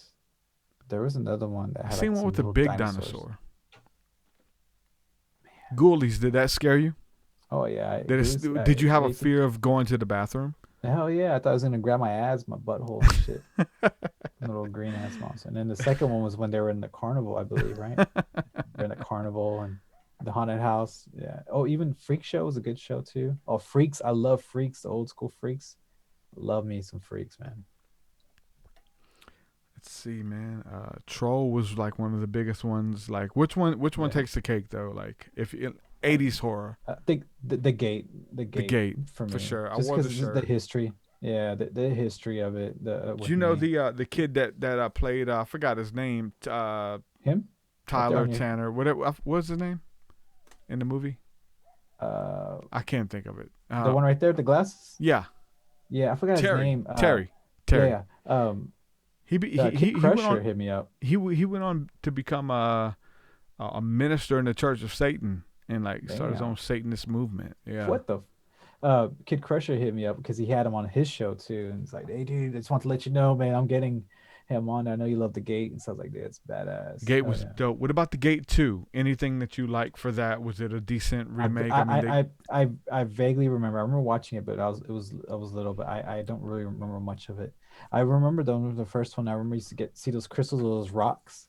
And I remember used to always think, would they call them genobes or something? Yeah, I don't know. I used to be like, "Oh, the Gate! Like these are the rocks from the Gate." It was like an amethyst crystal or something. Yeah. Yeah, whenever Terry fell down that hole, and so they got the gate in the backyard, this hole that opened up, and he was looking around and he fell in these little minions, which were the demons that ran up to him. And they were just kind of looking at him, checking him out, like, who is this guy? Yeah. And then they bit him on the finger or the toe or something. It was like, oh, God, they're trying to kill me. That and Poltergeist too. I actually enjoyed Poltergeist when I was little. Yeah, part Poltergeist 1, was part 2, scary. and part 3. I enjoyed all 3 of them. Part 1, you just figured out, with the pool, obviously with the bodies, the Indian burial ground. But part 2 was that really got me with the tequila, with the worm. Drinking the worm, and then Dad became the worm. He throws them up. He threw it up. He never did become it. It just came out of him. Yeah, he threw up that. I feel like the worm looked like him though a little bit. Yeah, kind of. What about the kid's braces that wrapped around his whole face? Oh, it came out. Yeah, that was crazy. That was pretty wild. Yeah. 9 people died on the set of The Exorcist before it was done. Well, the little girl, the main character, she ended up passing. They think. Have you looked into any of those conspiracy theories? Of the child, a child rape kind of stuff. I've seen some videos. Yeah, I've seen some videos a long time ago. Some interesting stuff, man. I hope not. Part 2 too with what's his name, with the old man. Oh my God! Oh yeah. I actually let the kids watch that and doing the videos. Walking. Yeah, he starts walking, starts singing that song. He's walking. Yeah. Hello. God is in His holy temple. Whatever you say. Yeah. Dude, that dude they say he was dying of cancer at that time. I had to look him up to see if he was in anything else, but yeah, he wasn't in the third one. It was a different one, but he was at his peak back then, and he was barely hanging on. Yeah, dying of cancer. But yeah, he was scary as hell. I mean, Poltergeist, a lot of those 80s and 90s movies. There's nothing like it, man. They don't never make will it like be that probably, anymore, right? No, probably not. Nope. Unless they go back, I feel like to. if they go back to the puppeteers and the rubber monsters, I feel like they have the ability to do it.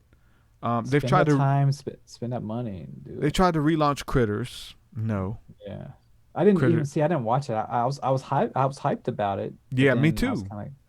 And then they launched a comedy. It was a comedy. Oh, I didn't even watch it.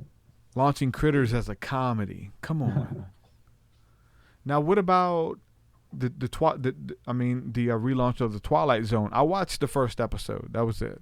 I didn't watch it. Jordan Peele. Jordan Peele's a genius, bro. Yeah, I love Key and Peele, the show. But not Jordan Peele. No. I do like Jordan Peele. I do. I'm kind of scared about Candyman because that's like one of my Oh, favorites too. yeah, So yeah. I'm kind of worried about it. It's got to go But dark. It's got to go dark. he has to, man. What was the Us? Us came out. I Us thought was that was pretty. decent for sure. I thought it Hell was. I yeah, thought it it was was pretty good. good too. Like I said, they're not bad movies. They're not Yeah, like bad, like Rob Zombie bad. yeah. But I enjoyed.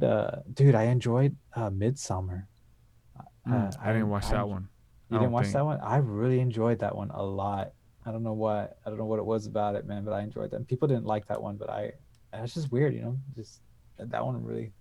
What about Hill House? Yes, I haven't watched the new season, but News are the good. first season It's good. I loved The Haunting of Hill House. Yeah, both of them. Yeah. Yeah, I haven't seen the new one yet, but yeah, the old one definitely loved it. I had Yeah. some deep conversations about death on here after watching the first one. Like Really? in the midst of Yeah. watching it, like it definitely had me thinking about the afterlife Yeah. and death and what happens and where do we go and lingering spirits and memories and impressions and all that kind of Wow. stuff. Yeah, I loved it, man. I It love the messed with me. cinematography. The cinematography in it, the shots, a lot of it was Asian influence too. A lot of it was Asian influenced. The shots, the even like the original Eye, there's the scene where the guy's floating in and just different things, little things that I noticed as like there's a lot of Asian influences going on in. I think the occult or these movies and stuff they bring us in touch with a sense of eternity or something that exists even beyond the grave, like a lot of these shows that like death is one thing, you die in a horrific death, but then you get to see a lot of these spirits on the other side with a Hill House or with any of these movies that are like psychological thrillers or deal with the other side. So that's something that's interesting. One thing I wanted to ask you a little bit, like, does this stuff ever become real to you? Is it all like fantasy? Is it all like, in like, what I'm saying, theater or whatever? Does it ever, or did it ever become real? Like the occult or a ghost? Have you ever seen a ghost? Have you ever seen UFOs? Angels? Has this stuff ever crossed over into your reality? I don't think anything from TV. The only things that I can remember of like having like stuff that's happened, I remember.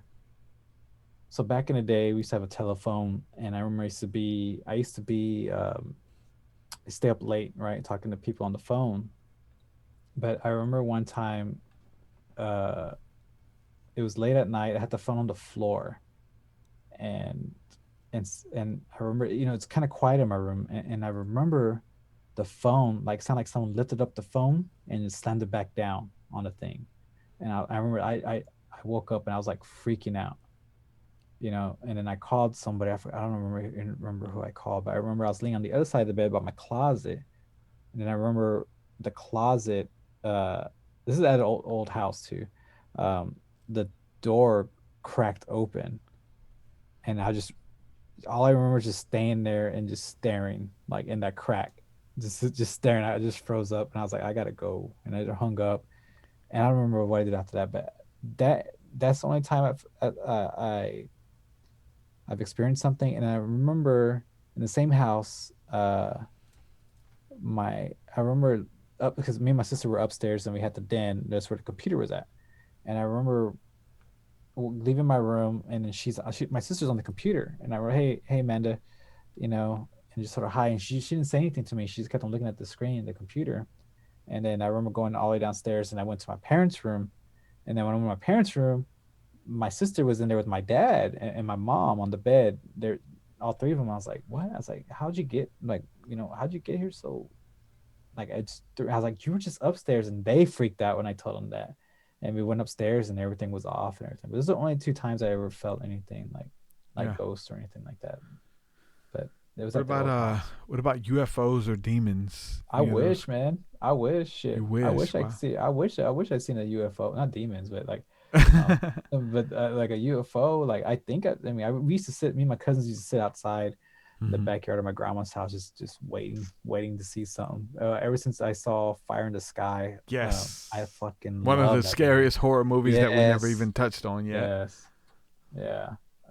The Fire in the Sky, man, got me obsessed with it. And I remember For being sure. outside just waiting we used to try to scare ourselves a lot too. Yep. And a lot of it's a Mexican culture too. So my mom, I'm actually one of the new songs I'm gonna end up making. My mom used to sing me a song, and I forgot I was going to ask her, but she used to sing me a lullaby. And it used to be ay bonito de mi vida, da, da, da. I don't know what she said, but I remember like when I was older, I asked her, I was like, "You remember that song you used to sing me?" And she's like, "Which one, the ay bonito?" And I was like, "Yeah." And I was like, what were you saying?" So the song that she used to sing me was pretty much about a kid who was buried underground, right? But the hair, the kid's hair was sticking out like grass, and there was a donkey, and the donkey was eating the kid's hair. So the kid was underground singing "Ay burrito," then pretty much saying like, "I donkey, please stop eating my hair," and all this stuff. And I was like, "What?" Like, and like he used to sing that to me when I was like 5 years old. Like, I don't know, man. But the La Chusa, we used to, they used to tell stories about that. The La Llorona. I seen that movie. That was okay. La Llorona. Right, yeah. I think I think I sampled some of that in a new song. I want to make a movie. Like I want. Well, you're kind of doing that with even like your background, like the video for your latest video that you put out. Like you're making somewhat. But dude, I did that video in like 2 hours. Like I shot it in 2 hours and did it the same night. How much help do you need? Because I know you're doing a lot of it by yourself. Like it was all me pretty much. Exactly.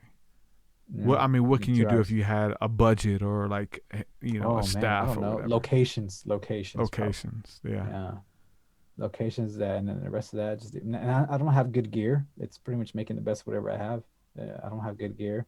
My wife helped me out to be like the old lady, and then my daughter obviously she did good. She did real good. My daughter. Yeah. But yeah, man. But see that video, like I did that song 15 years ago. So I already had that whole video played out in my head. So I already had, what I. What does it come from? What like movie was it inspired by? Because I've got my own original videos that are like, we're gonna play off of this scene or whatever in this movie. No, this is all nothing. original. No, it was just a thought that I've had 15 years ago. I had it. This idea of this lady, who pretty much like a creepy, scene where she kidnaps a little girl from her room, and the mother goes in, and the mother, this lady takes this little girl. So this little girl is, the lady tries to baby her, trying to, she's very excited. The lady is excited that she has this little girl. So the little girl's just looking around, gets comfortable, and trying to think of ways to get out. But as the little girl's there at the place, she realized like these missing pictures on the wall, and has old photos of a girl that kind of looks like her. And so the little girl manages to escape this old lady that's like a witch, and this witch was been there because they thought like she murdered her, or she's a murderer or whatever. So the little girl escapes and goes to the mom, and this she tells the mom like, "I saw you," and the mom's like, what do you mean you saw me? So the mother goes back to where that old lady's at, and it pretty much shows the mom walking in saying mother or mom, and it cuts off. So pretty much what it is that old lady the old lady lost her daughter, right? When the daughter was little. The daughter looks just like the little girl that she just took, right?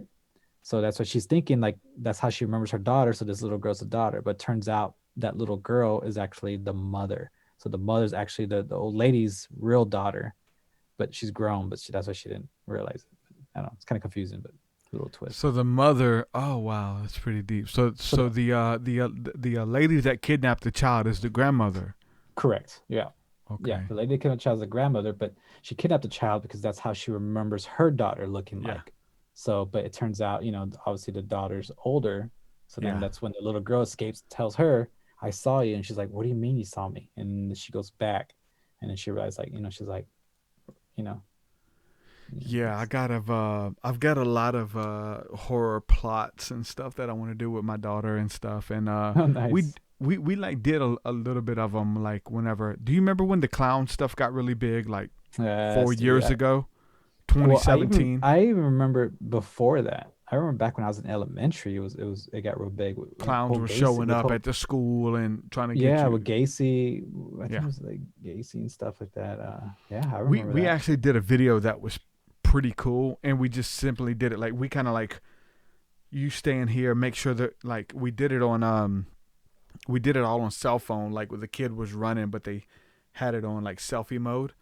And so they filmed everywhere that they were running. So like, it was so cool. I lost the footage because it was on other channels that I ended up losing on YouTube. But I was in one of the clown costumes and was knocking on the window. And then her and her little friend walks up to the window to see what the knocking is. And they open it up. And it's a clown like looking in the window, like looking like this. And like, ah! So then I like run off as the clown and run to the front door, and I open up the front door. And right when I go to open up the screen door, they shut the main door and lock it. And they're like, "Oh, the clown's trying to get in." And then they pan to the back door, and the clown's actually coming through the back door. And so I come running at them or whatever, chasing them through the house, and they've got it all on just selfie mode on the camera. Oh, that's cool. And they run to one of the bedrooms, and one of them falls down, and I grab their ankle and pull them. And then the other one grabs the phone or whatever, runs into the bathroom. And the one that I grabbed screams real loud. And the other one's got the camera with like the final seconds, like, oh my God, there's somebody's trying to kill us. And then finally the clown opens up the door and she films me in the crack of the door coming in for her. It was hilarious. It was scary. And I put music to it. Like I put like the horror music, like the strings that rise, with each scene or whatever. And, it actually got a lot of views, but got deleted. Damn. There's a bunch of really cool stuff. I mean, I've got this one where like a clown or something that comes in to attack the kids, and the kids ended up like mustering together. I didn't film this, but the kids end up mustering together, and they kill the clown. They kill the person that's wearing the mask, and finally they pull the mask off, and it's like your dad. Like your dad was just playing a prank on us to scare us, and we killed your dad. Kind of thing.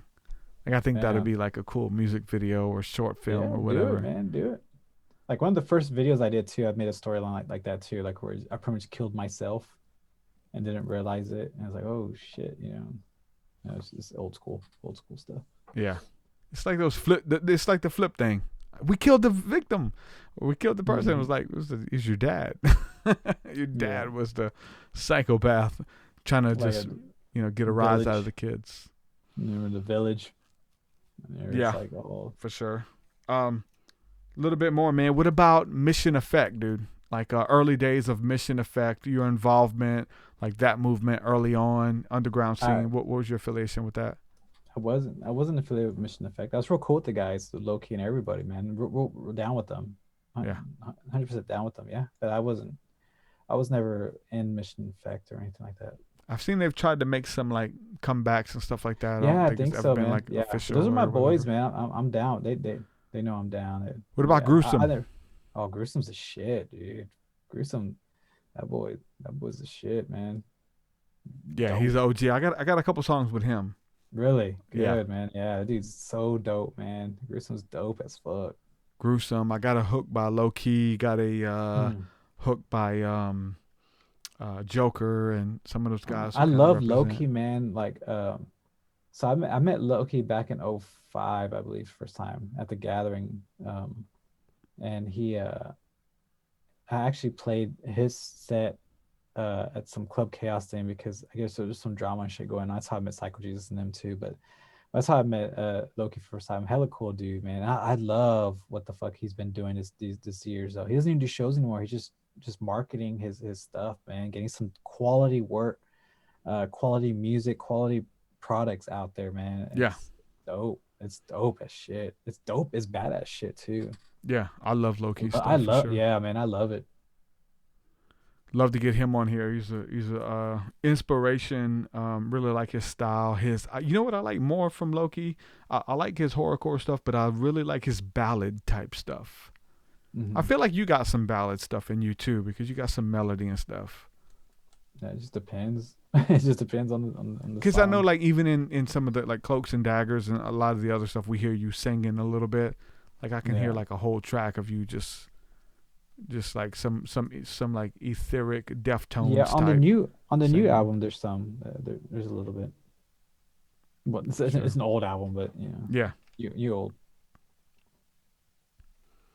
For sure. So you mentioned your heritage and your family and stuff like that. And Halloween's coming up.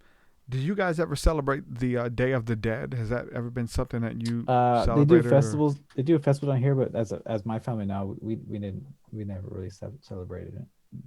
It's something I want to celebrate. As we get older, man, and we lose good friends and people that were close to us, like I want to have a day where I just like, whether it's we have a couple drinks or you just remember those people, man, and tell stories and stuff. And we've lost that in just culture in general. And so I feel like the Mexican culture and the Day of the Dead is something that's beautiful, that you actually remember the souls of those who were in your presence not so long ago. For sure, man. Yeah. We have a festival down here, but no, my family, we weren't really big on celebrating it or anything like that. For sure. Let's see here. Somebody wants to know, have you ever had a encounter with sleep paralysis? Dude, it's crazy you say that. Actually about a few months ago, the first time, it was the weirdest thing. But not so so afterwards, after this incident happened to me, like I looked it up, like, cause I was sleeping, but then I was awake and I couldn't wake up. Like I couldn't move. And I was trying to yell for my wife to kind of like, to, it was a weird, like in between. I didn't know anything about any of that stuff, but I don't know what it was, man. Like it was a weird, I was in between awake and asleep, like knocked out of sleep, but I was trying to scream for her. Like I was trying to yell for her to move me, to wake me up. Cause I was like in between where I was like, I feel like I wasn't going to get out of it. Like I was never going to cross over. I was never going to move, or I wasn't going to go to sleep. Like I was just going to be stuck right there. It freaked me out. So I started looking about stuff like that. And that stuff came up, but the stuff that I read too is about like how some people say that they see a person that's kind of like holding them down, or they see something like that. I didn't see that. I just felt it. I just felt my body I just couldn't move. Yeah. And it was actually like 3 months ago. So I felt that. Yeah. Wow. And that was the first time? Yeah. First time ever. So for me, weird. Like, my first experience with sleep paralysis was when I was like 4 years old. Oh, damn. And watching those horror movies. And so I remember waking up and feeling like what seemed to be like some type of critters or something, like pinning me down, one on each shoulder. Like there was these black shadows and they were like pinning me down to the bed or whatever. I was 4. Wow. That, I think like that experience like really got me into everything that I'm into now. You ever woke up and been like, there's people in your room or like a thing pinning you down to the bed? Some people will laugh at you and say no, but some people say yeah.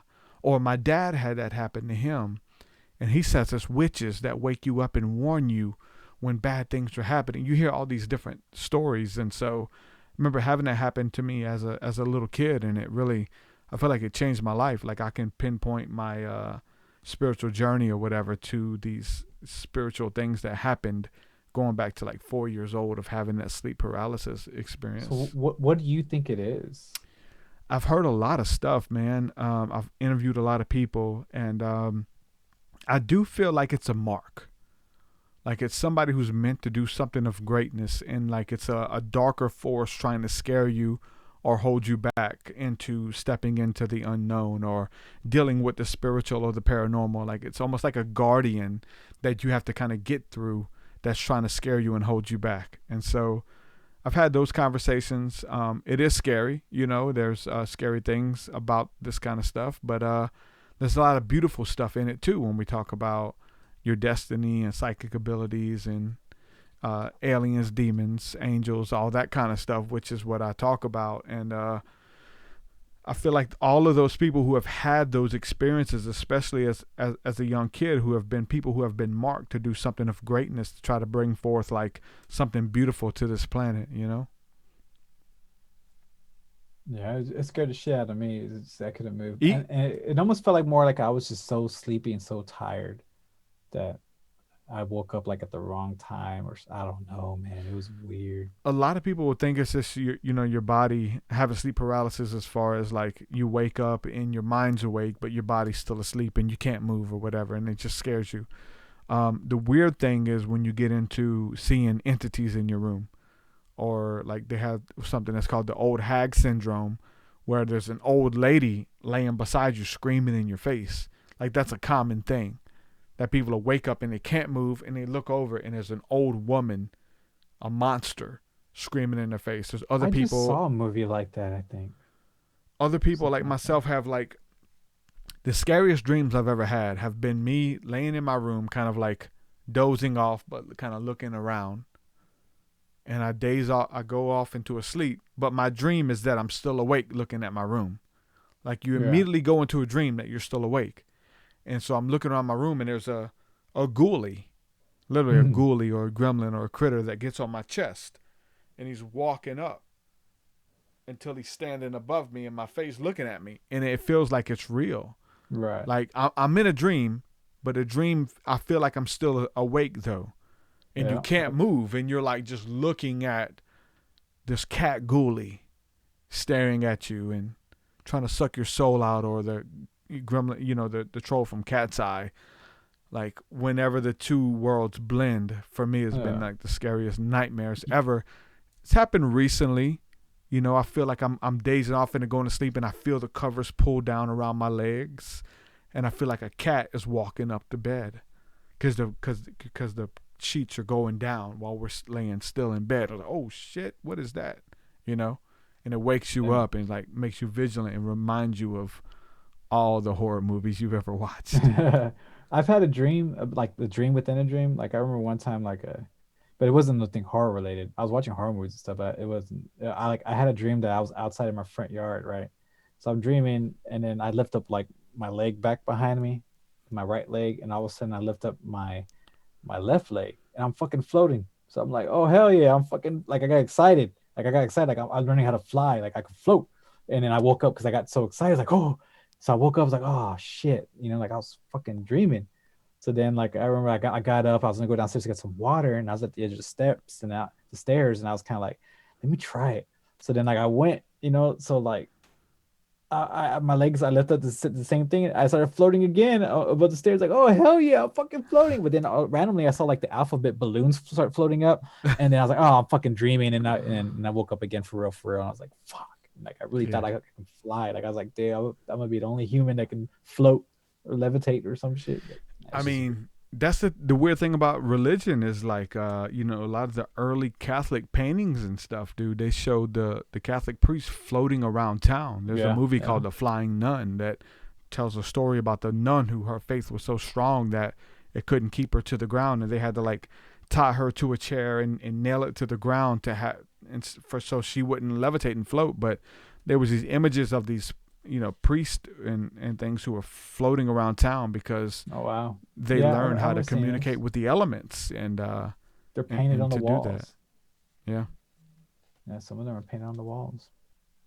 It's crazy. So I mean, I got in, you know, for me, like I got into that stuff, like that, you know, a lot of, I would say horror movies, but horror music and like supernatural stuff got me into the occult, like for sure. Like early on, like I was like, you know, the Necronomicon and Satanic Bible and Wicca and all that stuff. As a teenager, like it definitely came with the music. I'm I'm still a huge Marilyn Manson fan. Like, I just wanted to look into all of that stuff. And so for me, it opened up doors to that other side that, I don't think I was, I think the life that I was living as a teenager wasn't like conducive with the things that I was trying to look into or entertain or trying to do.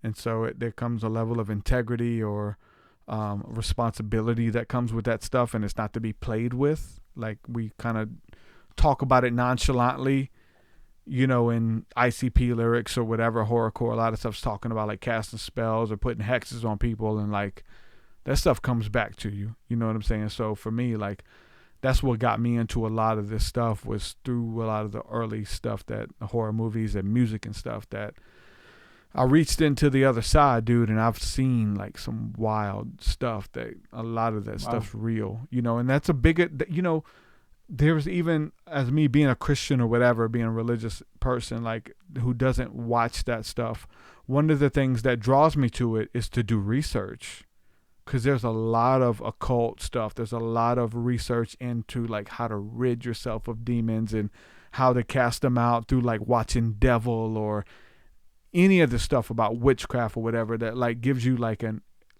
some insight to that realm, you know, it becomes Crazy real to shit. you. Yeah. Yeah, I'm just one of those. If I see it with my own eyes, and then I'll believe it more. You never seen it though. Mm-mm. No. It's interesting. Except for that. Yeah, never seen it. Yeah. You just that's you know, it kind of blows my mind because it's like, why like does one person see it and the other doesn't? Like, did you But I'm like very actively optimistic, look though. for it? Was you Yeah, okay it's- with it's- just this the thing is- music and the movies? Like, Yeah, I think don't that's the know. main thing too. Is like I'm not really looking for it. I'm just just kind of entertainment. Yeah, like I see it more as an art. Yeah. Everything's more as an art. The visuals, the everything, the tones, the sounds. everything's just appreciate more that like an too, art for form, sure. So For it's more sure. of that. Even all those like horror intros that I played, and you know, there's an Yeah. art to that stuff that Right, you don't yeah. really hear anywhere else. It's you know, beautiful to me. It's controlled. There is nothing wrong with your Far- television. Do not far attempt anything to else. adjust the picture. Even We with the are radio, now so controlling the transmission. I'm optimistic. We control the horizontal and the vertical. you know that. We can delude you with 1,000 channels or expand one single image to crystal clarity and beyond. We can shape your vision to anything our imagination can conceive. That sounds We will control all Outer Limits. Do you remember watching that show? cool. Though? I didn't watch Outer Limits. Really? In the night? Oh my god. No, man. I was more just those movies, and then I went straight into like foreign movies. I got Wow. into Did you foreign watch? Did you watch the Creep Show though? You watched that, huh? horror. Yeah. Part 1 and part 2. Yeah. So you remember the crate skit? I think so. I have to see it. I think I remember more of part 2, but I want to watch. Well, they once. I were, remember part 2 they- had the, they, who had the uh, Indian? Which one had the Indian? Yeah. Was I it think it one was the that Indian? one. I think it was that one. Yeah. Oh, okay. But they ended up shipping a package to a college, and they found this like crate under the stairwell, Mhm. and they were like trying to open it and see what was in it, and it was the Tasmanian devil.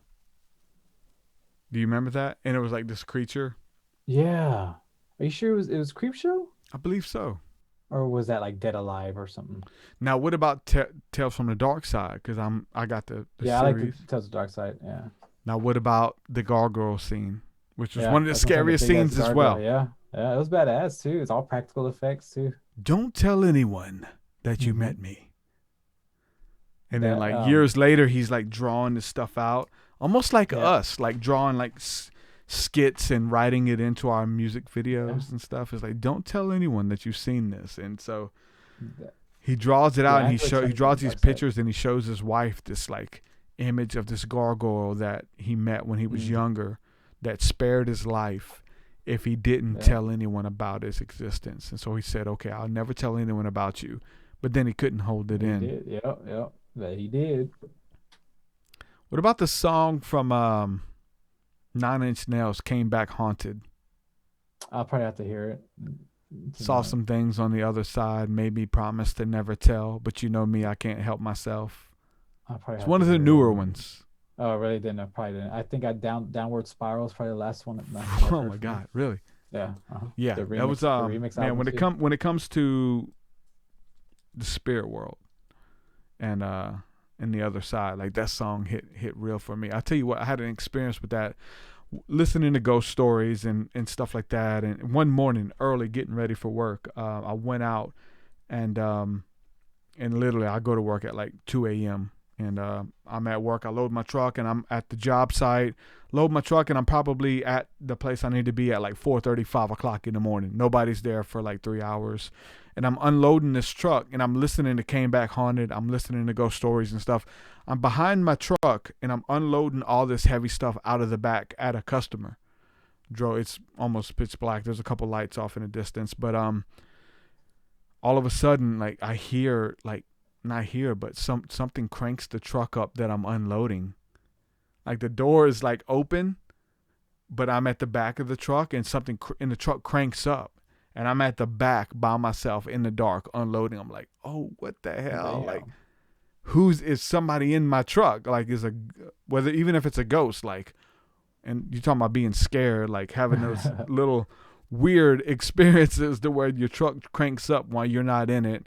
I've never heard of that ever happening. Yeah, it's crazy. You know, like a truck automatically cranks itself, unless you're watching Carrie or something, or what was Christine? Christine, the beautiful car, It's old school too. Shit, It's pretty scary. I'm surprised they haven't remade that one. Oh, I think they might have. Christine? I don't think they have. They remade Carrie. Carrie was decent. Yeah, it was because that little girl is a really good actor. Yeah. She played in what was that one that was actually good? Was it Kick-Ass? No, where she was the vampire, and it was a remake. Let the Right One In. Yeah, Let Me In. Of it. Let Me In, and the original was Let the Right One In. Right. Yeah, she was good in that, but that was a remake too. You're talking about these remakes, you know? Yeah. I like that one. It was good. It was one of my favorite vampires. There was another one that came out a couple years later about a little boy who died, but the family kept seeing him like in the house and stuff. Like, it wasn't like Let Me In, but it was something similar to The Boy. Something like The Boy was okay. The boy won, anyway. But no, it was a little boy who died, and just the family kept seeing him, and I think the mom was infatuated with like thinking that it was really him or whatever. Man, I don't know. There was another one too with these two twins called Mommy something. Is it that one? No. Mm-mm.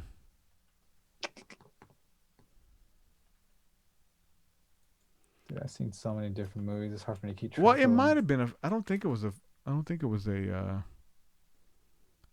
Have you seen Martyrs? The movie Martyrs, the original Martyrs. Somebody put me on that the other day. That's one of my all-time favorites too. Martyrs. Somebody put me on that the other day. I haven't watched the remake, but the original Martyrs. It's I love it, man. Just from the get-go. Wow. Yeah, somebody put me on that the other day. Definitely Martyrs. I Saw the Devil, Eden Lake. Those are must-sees. The Descent, survival horror ones. Those are good. Hot Tension, which is High Tension. That's a good one. Yeah, I can't think of the movie with the little boy. Anybody in the chat know? Yeah, man, dude, we've done 2 hours and 18 minutes, bro. Man, Damn. Thanks for hanging out with me, man. Hey, man, I appreciate it. Thank you for having me, man. Thank you so Picking much. your brain. Finally. For anybody who's hanging out with us to this part, man, anything you want to share that we didn't talk about? What you got going on? Who, me? Oh, me? Yeah. Oh, shit. Just trying to catch up, brother. Just trying to Them catch features. up. So I gotta go on. Yeah, catch up. If you guys want to hear my music, I got a CD for sale at store.horrorbeats.com. Got beats for sale. Horror Beats. Yeah, I put somebody on it the other day for sure. Yeah. Horror Beats. Yeah. I got some cool shirts from some badass designers. But yeah, that's pretty much it for right now. Just shows, get out there and get some shows. Where are you going. located? You're in Texas though, right? Yeah, Corpus Christi, Texas, way down south. Corpus That's what's Christi. up. I'm not too far. I mean, several hours. I'm in Alabama, so yeah, we can make something. Like happen. for me for the show, like it was in Texas too, but it took me 6.5 hours just to get to the I know, show. right? Crazy Wow. shit. I tell you what, dude, that was a different feeling, and maybe it was for you the first time. Maybe you've experienced this in the past. Maybe not. A lot of people have kind of aged and kind of got their own thing going on. But I released my one of my albums in 2018, I believe it was, and it was once this podcast came out. And my 2015 album, 333, did really good and opened up a lot of doors for me. But the podcast opened up a lot more doors, and so I did an album release party at a house show. We did a house show here in Mobile, Alabama, and literally people drove 12 hours to be here. That's like badass. from all over. Yeah. I didn't know, and like literally like from Texas, from Dallas, from Austin, from Tennessee, North Carolina, and from Orlando. Like every area came to Mobile and drove an average of 8 to 12 hours to be and had all these that's people. The way it was. That's the way it was. And I'm like, at a house show, I was like, That's damn, badass. like I must be doing something right, you know? I remember what's D Crisis. I think he's the one. Yeah, that's D Crisis, shout out. So he kept on telling me, he's like, dude, you gotta check this dude out. You gotta hit him up. I would love for you guys to do something together. You gotta hit this dude up. And I was like, oh, okay, cool, man, yeah. But see, I was already done with music, so I wasn't even trying to like listen to anything. But he kept on hitting me up. Dude, you gotta listen to him. You gotta check him out. And he sent me some links, and I was like, yo, this shit's actually pretty. Yeah, I remember. good. I remember you did something where you were like, I'm doing yard work today or something. Send me links, and I was like, hey, bro, check out my 333 album. Like, yes, and then. But the first thing that, like I told you earlier, the first thing I noticed though, it wasn't just like rap, like you were actually going with the production. So I was like, this is good. Like I like shit like that. I like stuff that actually, I don't know, it's more creative. I got lucky with the beat makers because I don't make my own beats, but I got lucky with the you search for somebody that you can vibe with, and I found a producer where like I got all their good tracks from them, and it flowed so good with your built shit, a man. relationship with them, and yeah. I was listening to it today, and I was like getting chills. Like I put that out in 2015, and so like I'm listening to it today. Like, damn, you can't stop. Like you got to keep going. Like, music is kind of a back burner thing for me. Like, you know what I'm saying, money wise and artistically or whatever. I've kind of like reached a point where I'm kind of stagnant. Like I've said everything I've needed to say, and to like expand myself, I got to open some more books. I got to study some more to learn new words and new ideas to bring to the table. I'm not trying to repeat myself over and over. Like every song, I want to bring you like a gem or a nugget. And yes, for sure. I feel like I've exhausted myself. So now it's like harder because I can't, like I've got some dope stuff that I've brought to the table, but for me to repeat it is a disservice to myself and to the fans, So I need to like come with something new. At least that's my plumb line of whatever from creating. I don't want to just keep using the same words, or like how many times can you say, synchronistic, linguistic, mystic, privilege, using all these same words in every song. That's just whack, People do it. Tech Nine does it for sure, but he's a beast with it. But he uses a lot of the same stuff, Yellow Wolf, all these people who are like tongue twisters or whatever. You hear them saying the same stuff, or even not making sense with the stuff they're saying. I don't know. I think I hold myself at a standard to like, I don't want to fall below something. It's hard for me to make music now, but I am doing a little bit of music. Good. Oh yeah. We'll have to do something, man, for sure. Like if we do something together, we'll do it, man. I get you because you got. I remember what stood out to me for you early on. You had you were going as Mystic Prophet. You had like Mystic Prophet Productions, I think it was, and you got a song by that title, and I was like. I'm like, what does he know about the Mystic Prophets, man? No, it was more like the Mystic style, just the style of, for sure of the music. It was more, I don't know, it wasn't really horrorcore, because horrorcore is more of like old school, like ICP, Grave Diggers type stuff, Isham and whatnot. And mine was just a little bit different. I was inspired by Memphis, but a little like goth. I just said Mystic. That's all it was. Yeah. And then in my music too, my music's about me, about real life, trying to be accepted for the way I am, because I'm not your everyday person. I'm a special ed kid that was in special ed, to my like third grade to senior year of high school. That's who I am. Being misjudged and looked down on, doubted. What are you doing for a living now? Like, what do you do for a living? I'm sure your work had a lot to do with you kind of stepping back, right? Kind of, not really. I'm a graphic designer, so like I design pretty much like vehicle wraps for cars and stuff, from personal to commercial, like all the Pepsi stuff. You see those big old 18-wheelers? Well, I design those graphics that go into 18-wheelers, and I print them out, and then my guys stick them on and stuff. Nice. Yeah, I seen you were doing like mask reviews and stuff a couple of years ago too. Yeah, I was a collector. I just collect masks, man. I have a shitload of masks. Yeah. It's a dope collection. I've got a couple, man. Mine are like just piled up in the closet though. Yeah, mine are in bins now. So, but you got to showcase them again, because you had a nice showcase in your room. Yeah, I know. I miss it. Don't remind me, man. Fucking cry. Too much for the kids. Mm-hmm. For sure. But hey, man, people want to check out your work, what's the best place to go? Is it Spotify? Is it a website? What's the best place to go?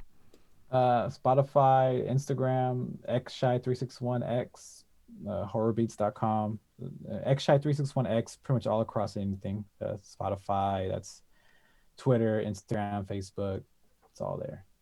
For sure.